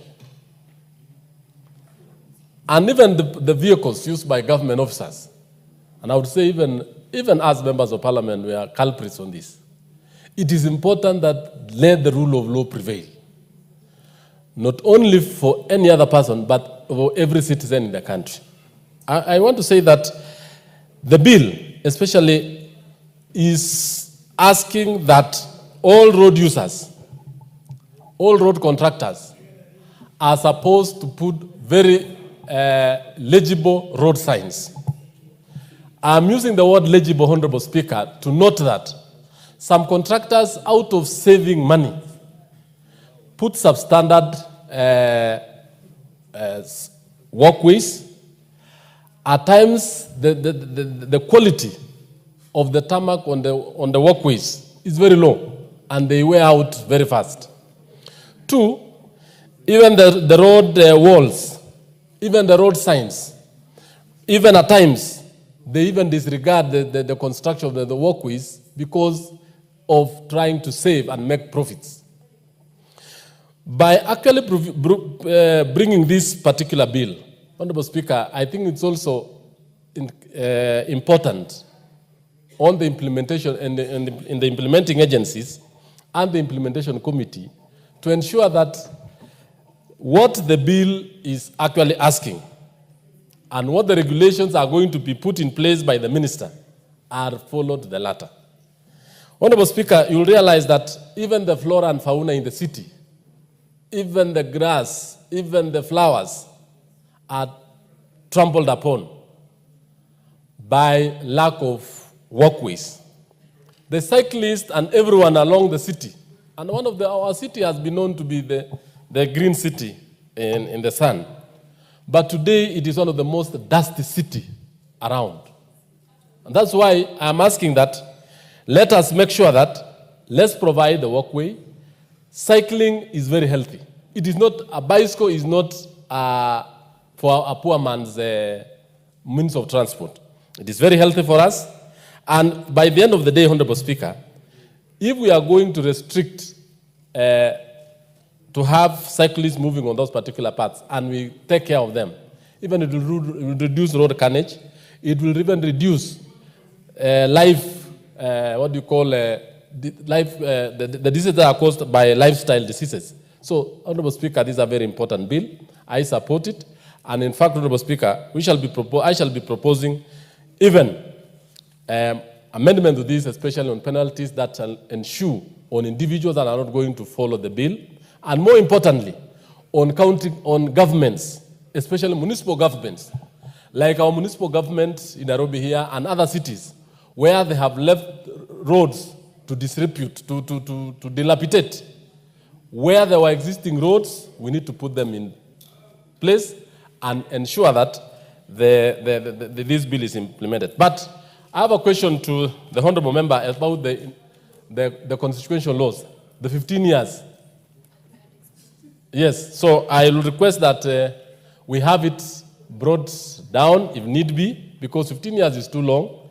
It will not be very expensive to put up these walkways within the first few years, and we can be able to implement it and make our roads safer and of better use. I thank you, Honorable Speaker. The Honorable Eric Muchangi, MP for Unyanjas. Thank you, Honorable Speaker. And from the onset, let me say that I support this bill and wish to thank the Honorable Naisula Lesuda for sponsoring this very important bill. And I still thank her for her consistency in sponsoring bills in this House. There's a lot that we have learned from her as young members of Parliament, matters to do with sponsoring bills in this House. Honorable Speaker, as I have said, this is a very progressive bill, and it is futuristic, because I believe many of us have traveled out of the country and have seen what developed nations have done with their roads, and especially to do with planning. Because for the longest time, Honorable Speaker, motorcyclists have been harassed on the road severally by other road users until they are discouraged. I believe with the introduction of cycling lanes, we will have more people interested in cycling because they will not be harassed on the roads, and their lives will not be put at risk by the other road users, especially vehicles. Because the accidents that we have witnessed on the roads, Honorable Speaker, are very many, arising from this harassment, and some road users imagining that they have more authority on the road than cyclists. So, Honorable Speaker, going forward, we would like to see, and especially in major cities, which are very congested with a lot of people, we would like to see roads being constructed with cycling lanes provided. So, Honorable Speaker, I support this because it also has health benefits. Because now when more people cycle, more people will exercise, and then it has a lot of benefit in terms of health. So, Honorable Speaker, I support. The Honorable Harold Kipchumba Kimuge is recognized to make his maiden contribution.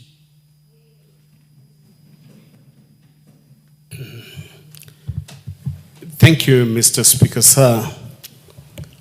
Although this should not be my maiden speech, I just want to contribute towards this amendment bill. On the onset, I want to congratulate Honorable Naisula for considering this bill.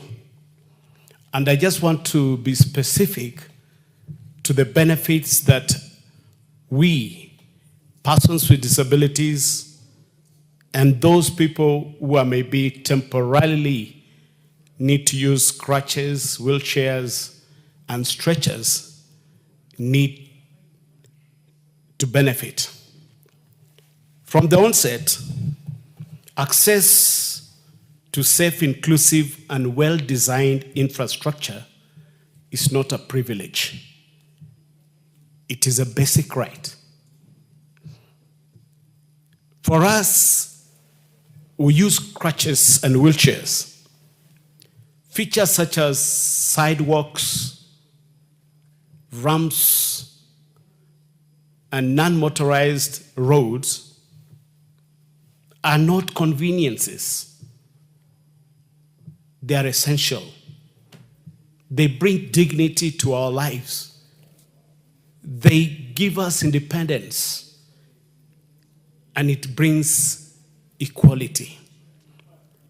Mr. Speaker, sir, many years ago when I was a pupil at Nile Road Special School in Ofafa, Jericho, that is in 1970, 71, 2, many of us with disabilities were able to move around because the roads were either not populated, but were well designed. There were spaces.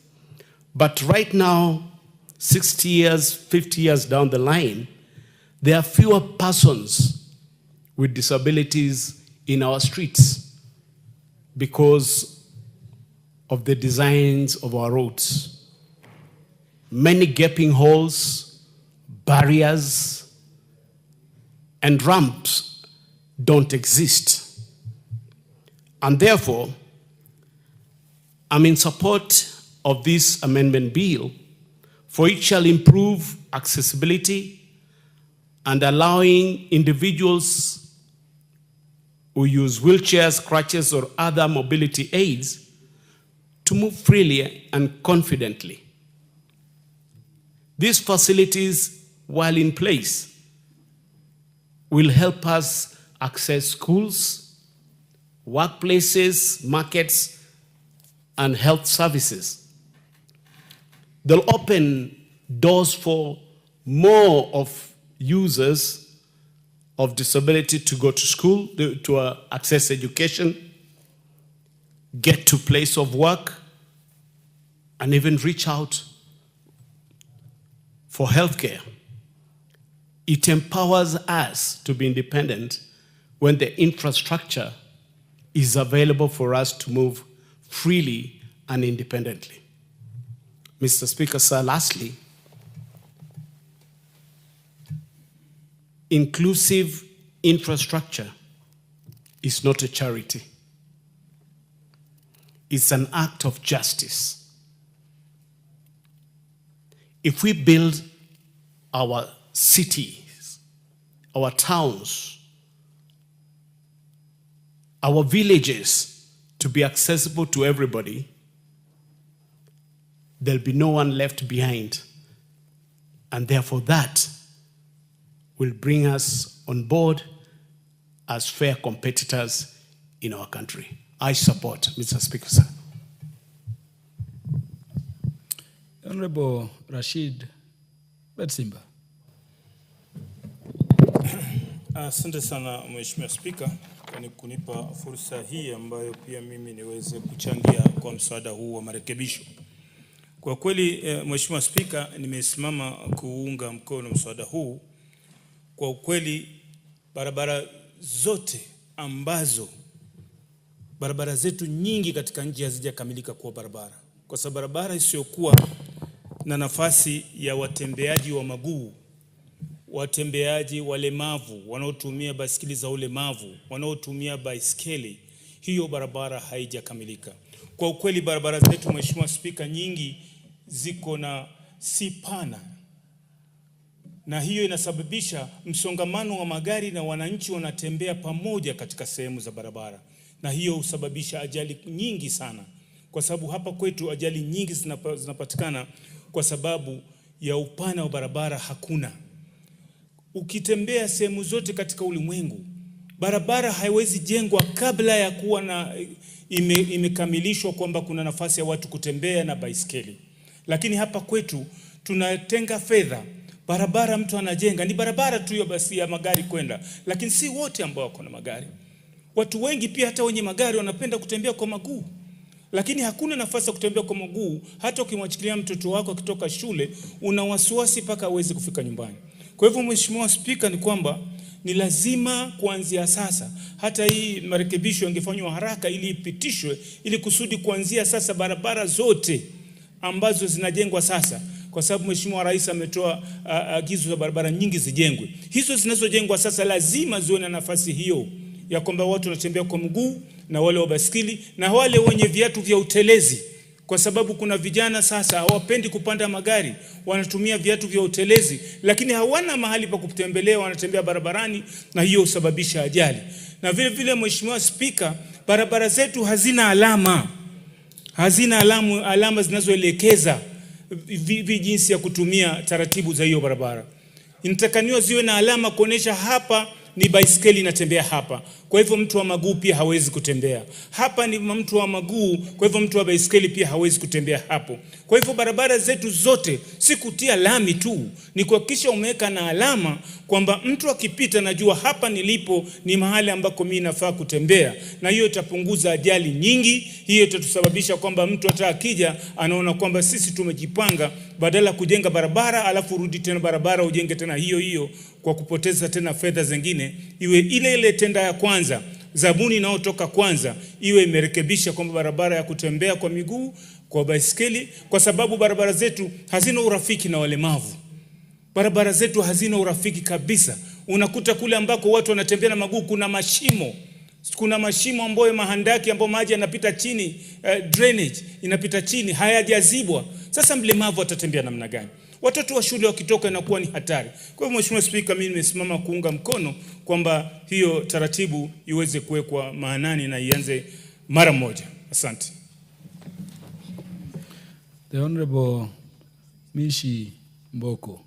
May I request we conscript? Yeah, thank you, Honorable Speaker.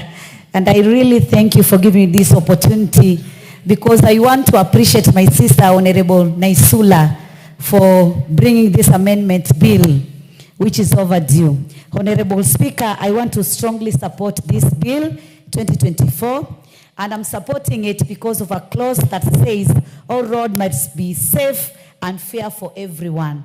Because what we are seeing right now, it is like the roads have just been built for those who own cars or those who use cars, and not the walkers and the cyclists, Honorable Speaker.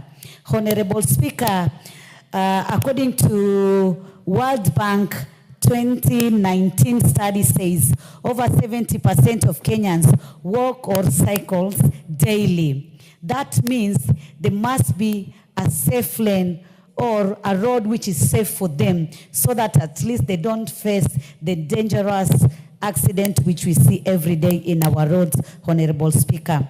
Honorable Speaker, I want to support this bill because it will make our roads to be fair and safe, giving our people the respect they deserve, Honorable Speaker, because for so long time we have neglected the pedestrian, especially the walkers and those who are cyclists and people with disability, Honorable Speaker. And Honorable Speaker, you need to note that our roads, most of them in our country, they are 1 lane or 2 lanes, Honorable Speaker, and they are always very, very busy. So, Honorable Speaker, you can imagine a road which is only 1 lane or rather 2 lanes, and we have those who are walking, we have those who are cycling, and we have those who are using vehicles. So it is really chaotic, Honorable Speaker, and it is very dangerous, Honorable Speaker. Honorable Speaker, this bill will also require all new roads and big roads repairs to include special lanes for walkers and cyclists, Honorable Speaker. And this lane, as we said, they must be designed in a way that even those persons with disability who are using their bicycles, they should also be able to use these lanes, Honorable Speaker. Honorable Speaker, this bill talks about updating the design and the rules in terms of design for our roads. The roads we're having right now, they have to be changed, and the future roads, they also need to have the designs. And the designs need to have uniformity of the design, the standard of the lanes for non-motorized transport, Honorable Speaker. That is the pedestrians, those who are walking, and those who are cycling, Honorable Speaker.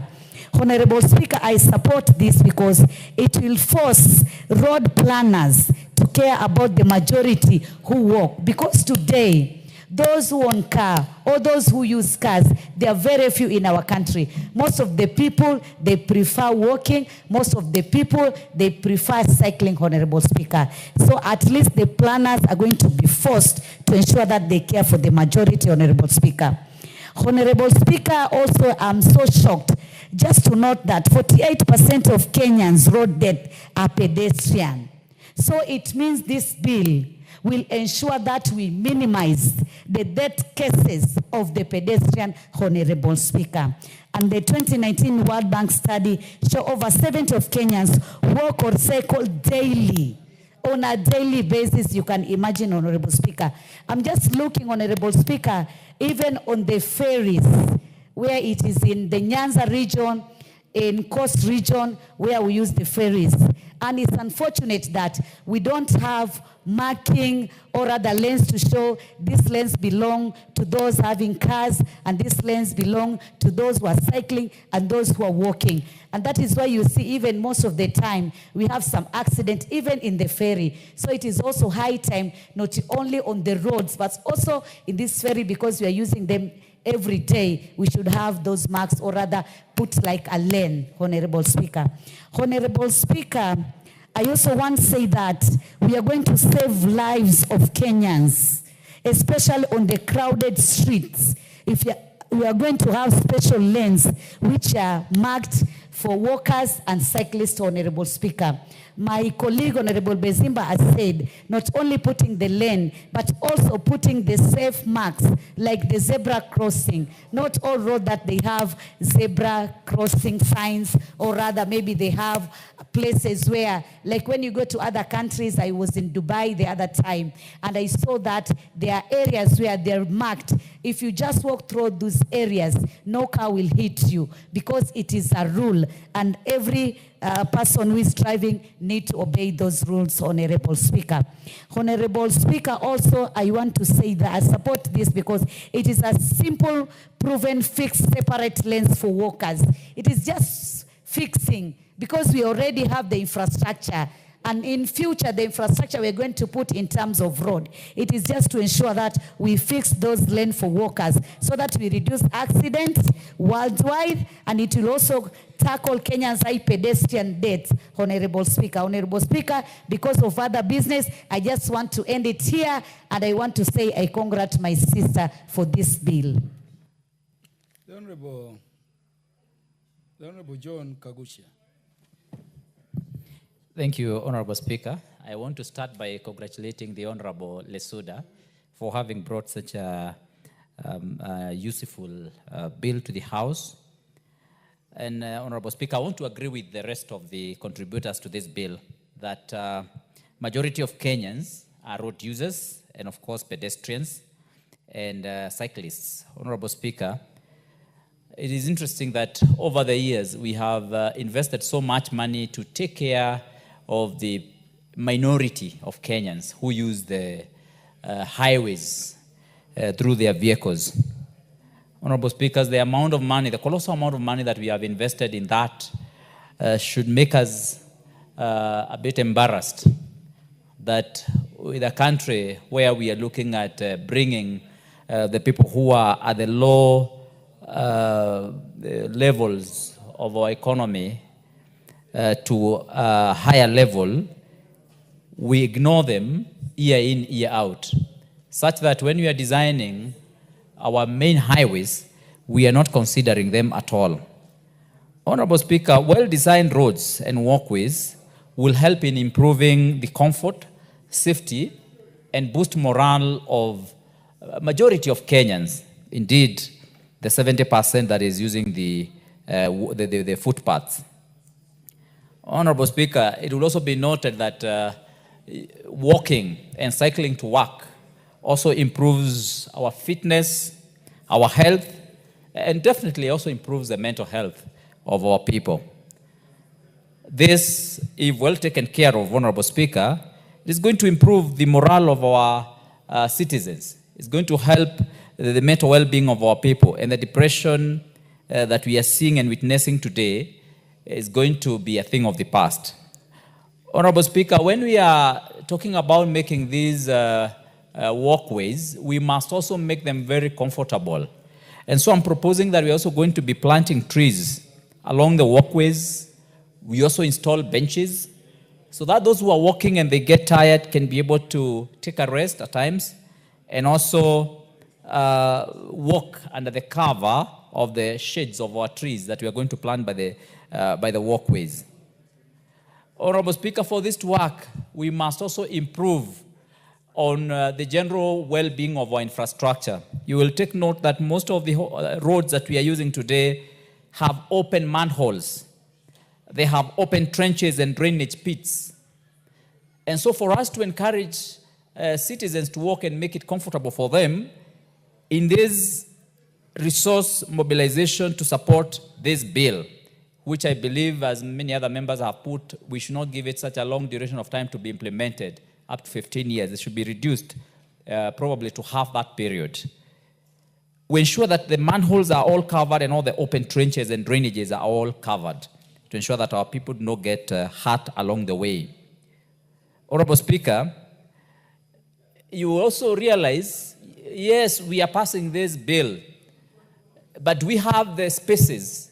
Do we have the road reserves necessary to do this? And the answer is good as your thoughts are. Many areas and many spaces have already been grabbed. They have been encroached. They have been stolen. And so, one of the riders that we must also put here is to ensure that we reclaim all the stolen and encroached spaces so that we can return it back to the public for public use.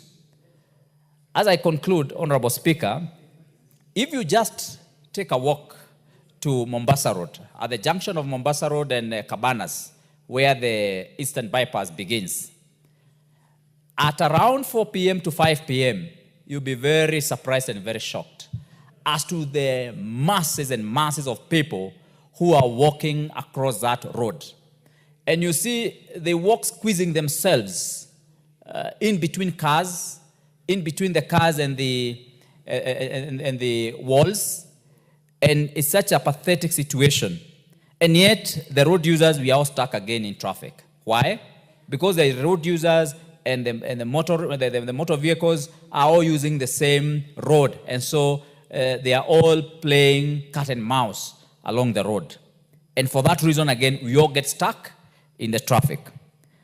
Honorable Speaker, if you go to Mukurweini town today, you realize that between Mukurweini town and Wakulima Dairy and the Mukurweini Level 4 Hospital, we have very many people who walk along that road. But do they have somewhere to walk? They don't. Between Mukurweini town and Muheto Primary School, again, is the same problem that we encounter. If you go to Gikondi, you will find from Gikondi Shopping Center to Mukurweini Technical, because we have many students who are schooling there and they are walking along that road. It's always full of students. And sometimes we imagine maybe we ought to have invested much more money on the walk path than we probably have done. And so I am here to strongly support this bill so that it can help us solve this old age problem in our country. And so that now we can be able to put our thoughts, our resources, where it matters most, where we have the population. Of course, Honorable Speaker, the very last point. Sometimes I imagine, instead of investing so much on these expressways where we are moving vehicles, we probably need to invest a little bit more on mass carriages like light rail and express lanes for buses, so that we can carry the masses from point A to point B, rather than carry one or two people in one vehicle who are able to pay for the usage of that expressway. We need to rethink and we need to put our mind back to the people, back to the masses, back to the people at the low echelons of our society. Thank you, Honorable Speaker, for this opportunity to make my contribution. Thank you. The Honorable Moses Kirima will be followed by the Honorable Mark Mwenje. Then the mover will reply. Thank you, Mr. Speaker, sir, for giving me this opportunity to contribute to this important bill. First and foremost, I congratulate Honorable Isuda for considering this bill at this right time. Mine is to say, Honorable Speaker, that having an experience as an advocate and having been in the court corridors for a period of about 25 years, I can sincerely say that pedestrians really contribute to a number of accidents in the Republic of Kenya. And when they are given their own lane to walk on and to avoid motorists, is one of the best things can be done to the Kenyan citizens. For the last 2 years, the fatal accidents which have been taking place in our roads, mainly about 70% was pertaining the pedestrians. And these people are not regarded as really ordinary human beings when it comes to motorists on the road. They just don't even give them a chance to cross. But to me, the current menace we have now is the bonders. When it comes to, if something can be that is that I have just come a little bit late. If I had come in time, I could have recommended we go further and hand a lane for bonders, because as they are now, they are really becoming a problem in the Kenyan roads. They are very good people. They are doing good business. They are carrying out smart business. They are really they are making a living with those bonders. But when it comes to management on the road, it's a really a hectic issue. So, Mr. Speaker, sir, this bill is timely. I support it, and all what is there is that should not ignore that this is a money bill, and it should be given the consideration it deserves. Thank you, Mr. Speaker, sir. Thank you. The Honorable Mark Mwanje now. Thank you, Honorable Speaker. Honorable Speaker, let me congratulate the mover of the motion, the sponsor of the motion, the Honorable Naisula Lesuda, for a job well done. Honorable Speaker, as a member of Parliament from Nairobi, I'd like to bring it to your attention that we have about 6 to 7 million people in Nairobi during the day. And that number is set to even increase. It means we have a huge number of people moving and transacting. We are kidding ourselves, Honorable Speaker, if we think that all these people will be moved by public transport and their own personal vehicles, including the trains. It is not sufficient. Honorable Speaker, my constituency, Embakasi West, lies on the east side of Nairobi, and I can tell you we have people who walk every single day to work. People from Eastlands use two major routes. They use either Juja Road, or through Mathare and Kamukunji, or they use Jogoo Road. Honorable Speaker, these two specific roads do have walkways, but at times these walkways are insufficient. They cannot accommodate the number of people walking. So at times you will find people walking actually on the main carriageway, Honorable Speaker. We have other smaller routes that are faster, that can help you get to town, Honorable Speaker, and get to other places. Honorable Speaker, these specific routes don't have walkways. Even some of the major roads that have been done by Kenya and Kura here in Nairobi, Honorable Speaker. For instance, you have Kangundo Road, which is in my constituency. You won't find a proper walkway on it because the same place where has been graded that you think pedestrians would be walking there is where matatus stop during this time in the evening, during rush hour.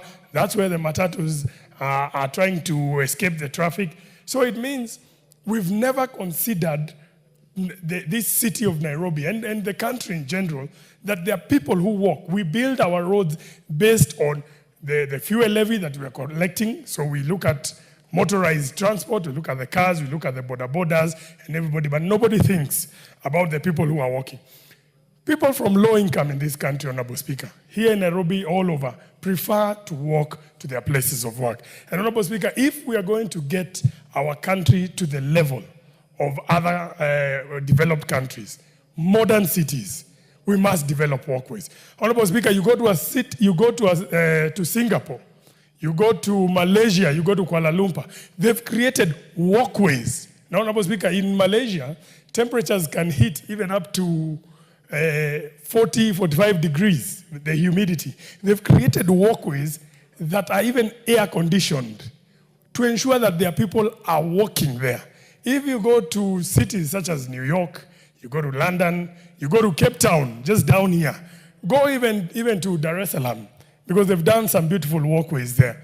So this is the way of the future. People walk, people cycle. The Prime Minister of Belgium cycles to get to work.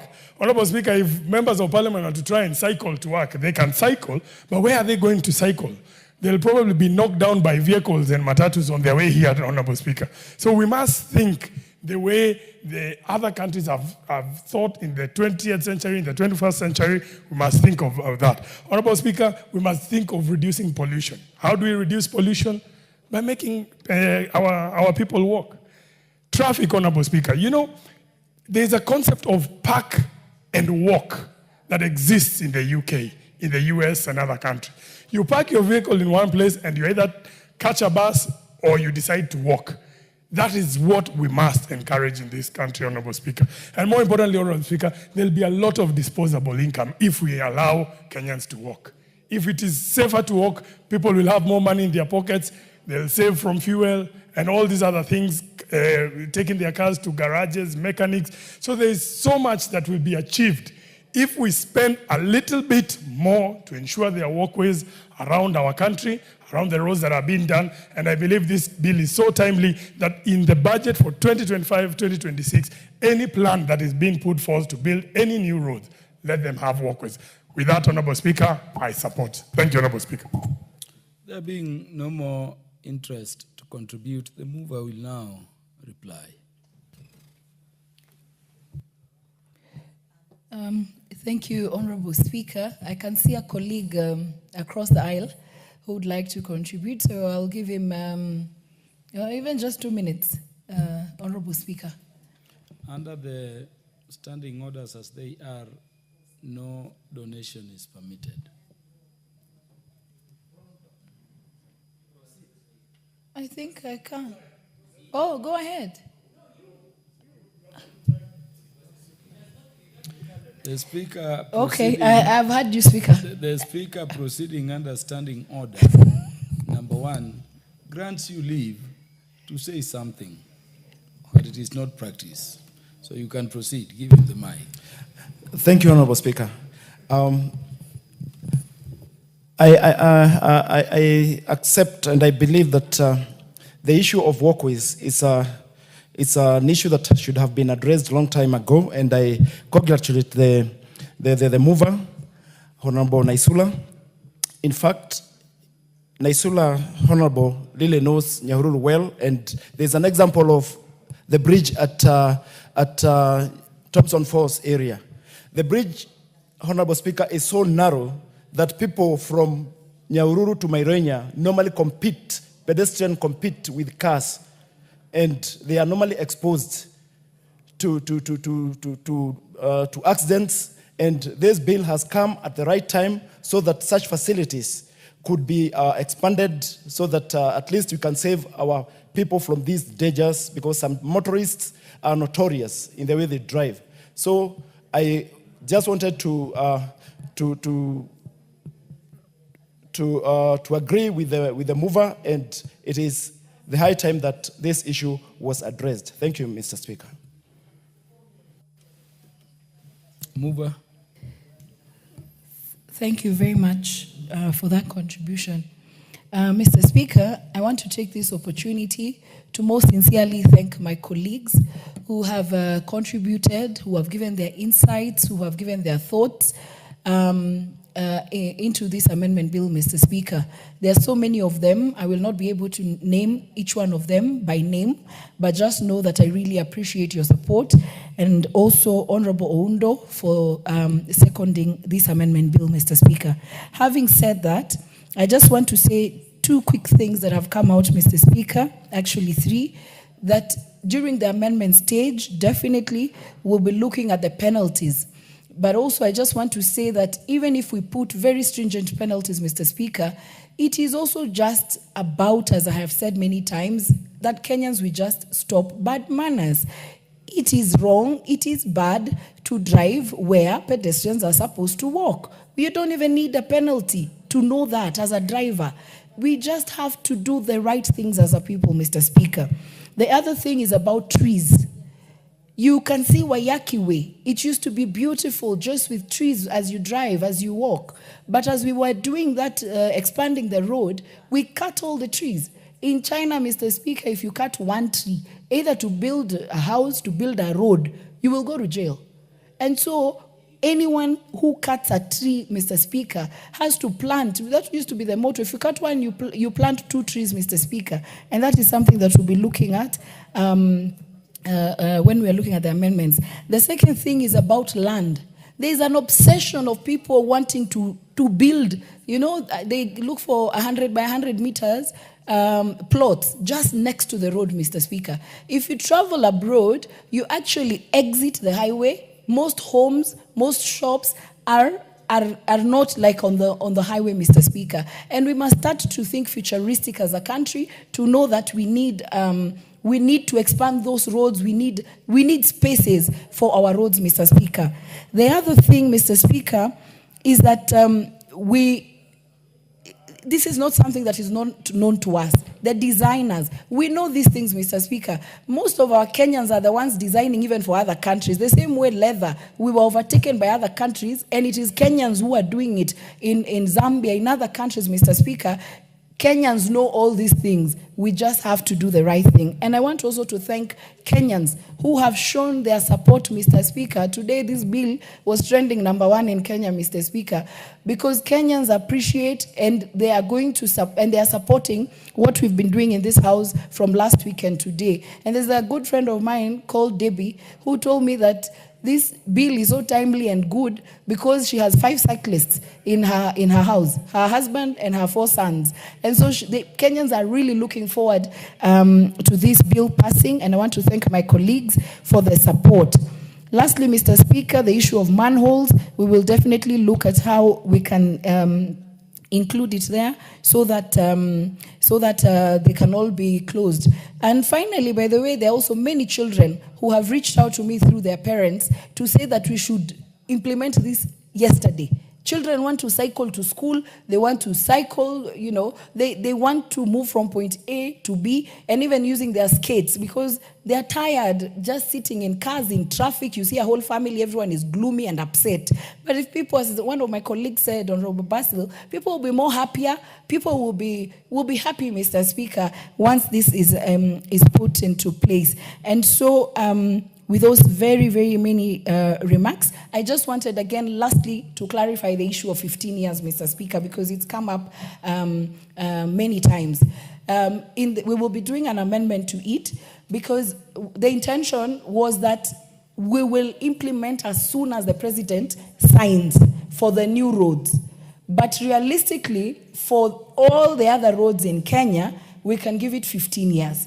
Because of the budget. But I've been told by Honorable Meli, there's nothing called budget. There is a fuel levy, which is collected every other day, Mr. Speaker. We can do it 10 years, and we will debate when we're doing the third reading and see how many years we can give ourselves as a country so that we get our roads marked, we get the bicycle lanes, and people living with disability also to be able to walk. And so I thank you, my colleagues, and I look forward to engaging with you more as we progress with the bill. Thank you. Honorable members, I now put the question that the Kenya Roads Board Amendment Bill, National Assembly Bill number 31, of 2024 be now read a second time. Will as many as are of that opinion say aye? Aye. Will as many as are of the contrary opinion say nay? The ayes have it. A bill for an act of parliament to amend the Kenya Roads Act and for connected purposes. Next order. Order number 13, consideration of 4th report on the examination of financial statements of selected state corporations. Move.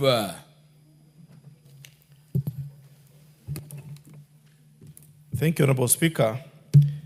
Honorable Speaker, I beg to move that this House adopts the 4th report of the Public Investments Committee on Social Services, Administration and Agriculture on its consideration of the report of the Auditor General on the financial statements of the following state corporations: laid on the table of the House on Thursday, 17th October 2024. 1. National Social Security Fund for financial year 2019-2020. B. Communication Authority of Kenya, financial year 2017-2018 and 2018-2019. 3. Child Welfare Society of Kenya, financial year 2014-2015. 4. SACCO Society Regulatory Authority, financial year 2017-2018, 2018-2019, and 2019-2020. And E. Kenya Institute for Policy, Public Policy Research and Analysis, financial year 2014-15, 2015-16, 2016-17, and 2017-18. Honorable Speaker, allow me on the onset to appreciate that our Public Investment Committee on Social Service Administration and Agriculture looks into various sectors as follows. It looks into the sector of agriculture, sector of public administration, sector of health, and sector of social protection.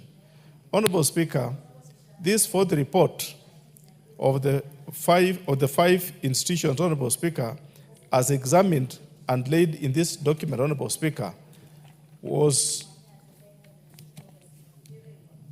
complies with the State Corporations Act, the Public Procurement and Asset Disposal Act, and the various acts as follows, Honorable Speaker. The Public Finance Management Act of 2012, the Public Audit Act of 2015, the State Corporations Act 1986, the Public Procurement and Asset Disposal Act, as I had mentioned, 2015, the National Assembly Standing Orders, and the National Assembly Powers and Privileges Act, Honorable Speaker, of 2017. Honorable Speaker, when looking at the audit of the accounts of these institutions, in summary, Honorable Speaker, we had to look at both the general observations and the individual observations, Honorable Speaker. I want to take the House, Honorable Speaker, through the general, which are cross-cutting observations that cut across all the five parastatals that we examined. Honorable Speaker, in the five parastatals cutting across, there were lack of possession, meaning, Honorable Speaker, a parastatal has the title but doesn't have the land. And also there is, Honorable Speaker, lack of ownership documents of the land, meaning, Honorable Speaker, the agency has the documents, has the land, but doesn't have the documents, Honorable Speaker. In particular, Honorable Speaker, among a few documents, among a few agencies, Honorable Speaker, we have the Child Welfare Society of Kenya and the National Social Security Fund, who do not have title documents for the land. You find, Honorable Speaker, some parcels of land belonging to Child Welfare Society, particularly 16 parcels of land. They don't have the title documents for the years under review. If they have gotten the documents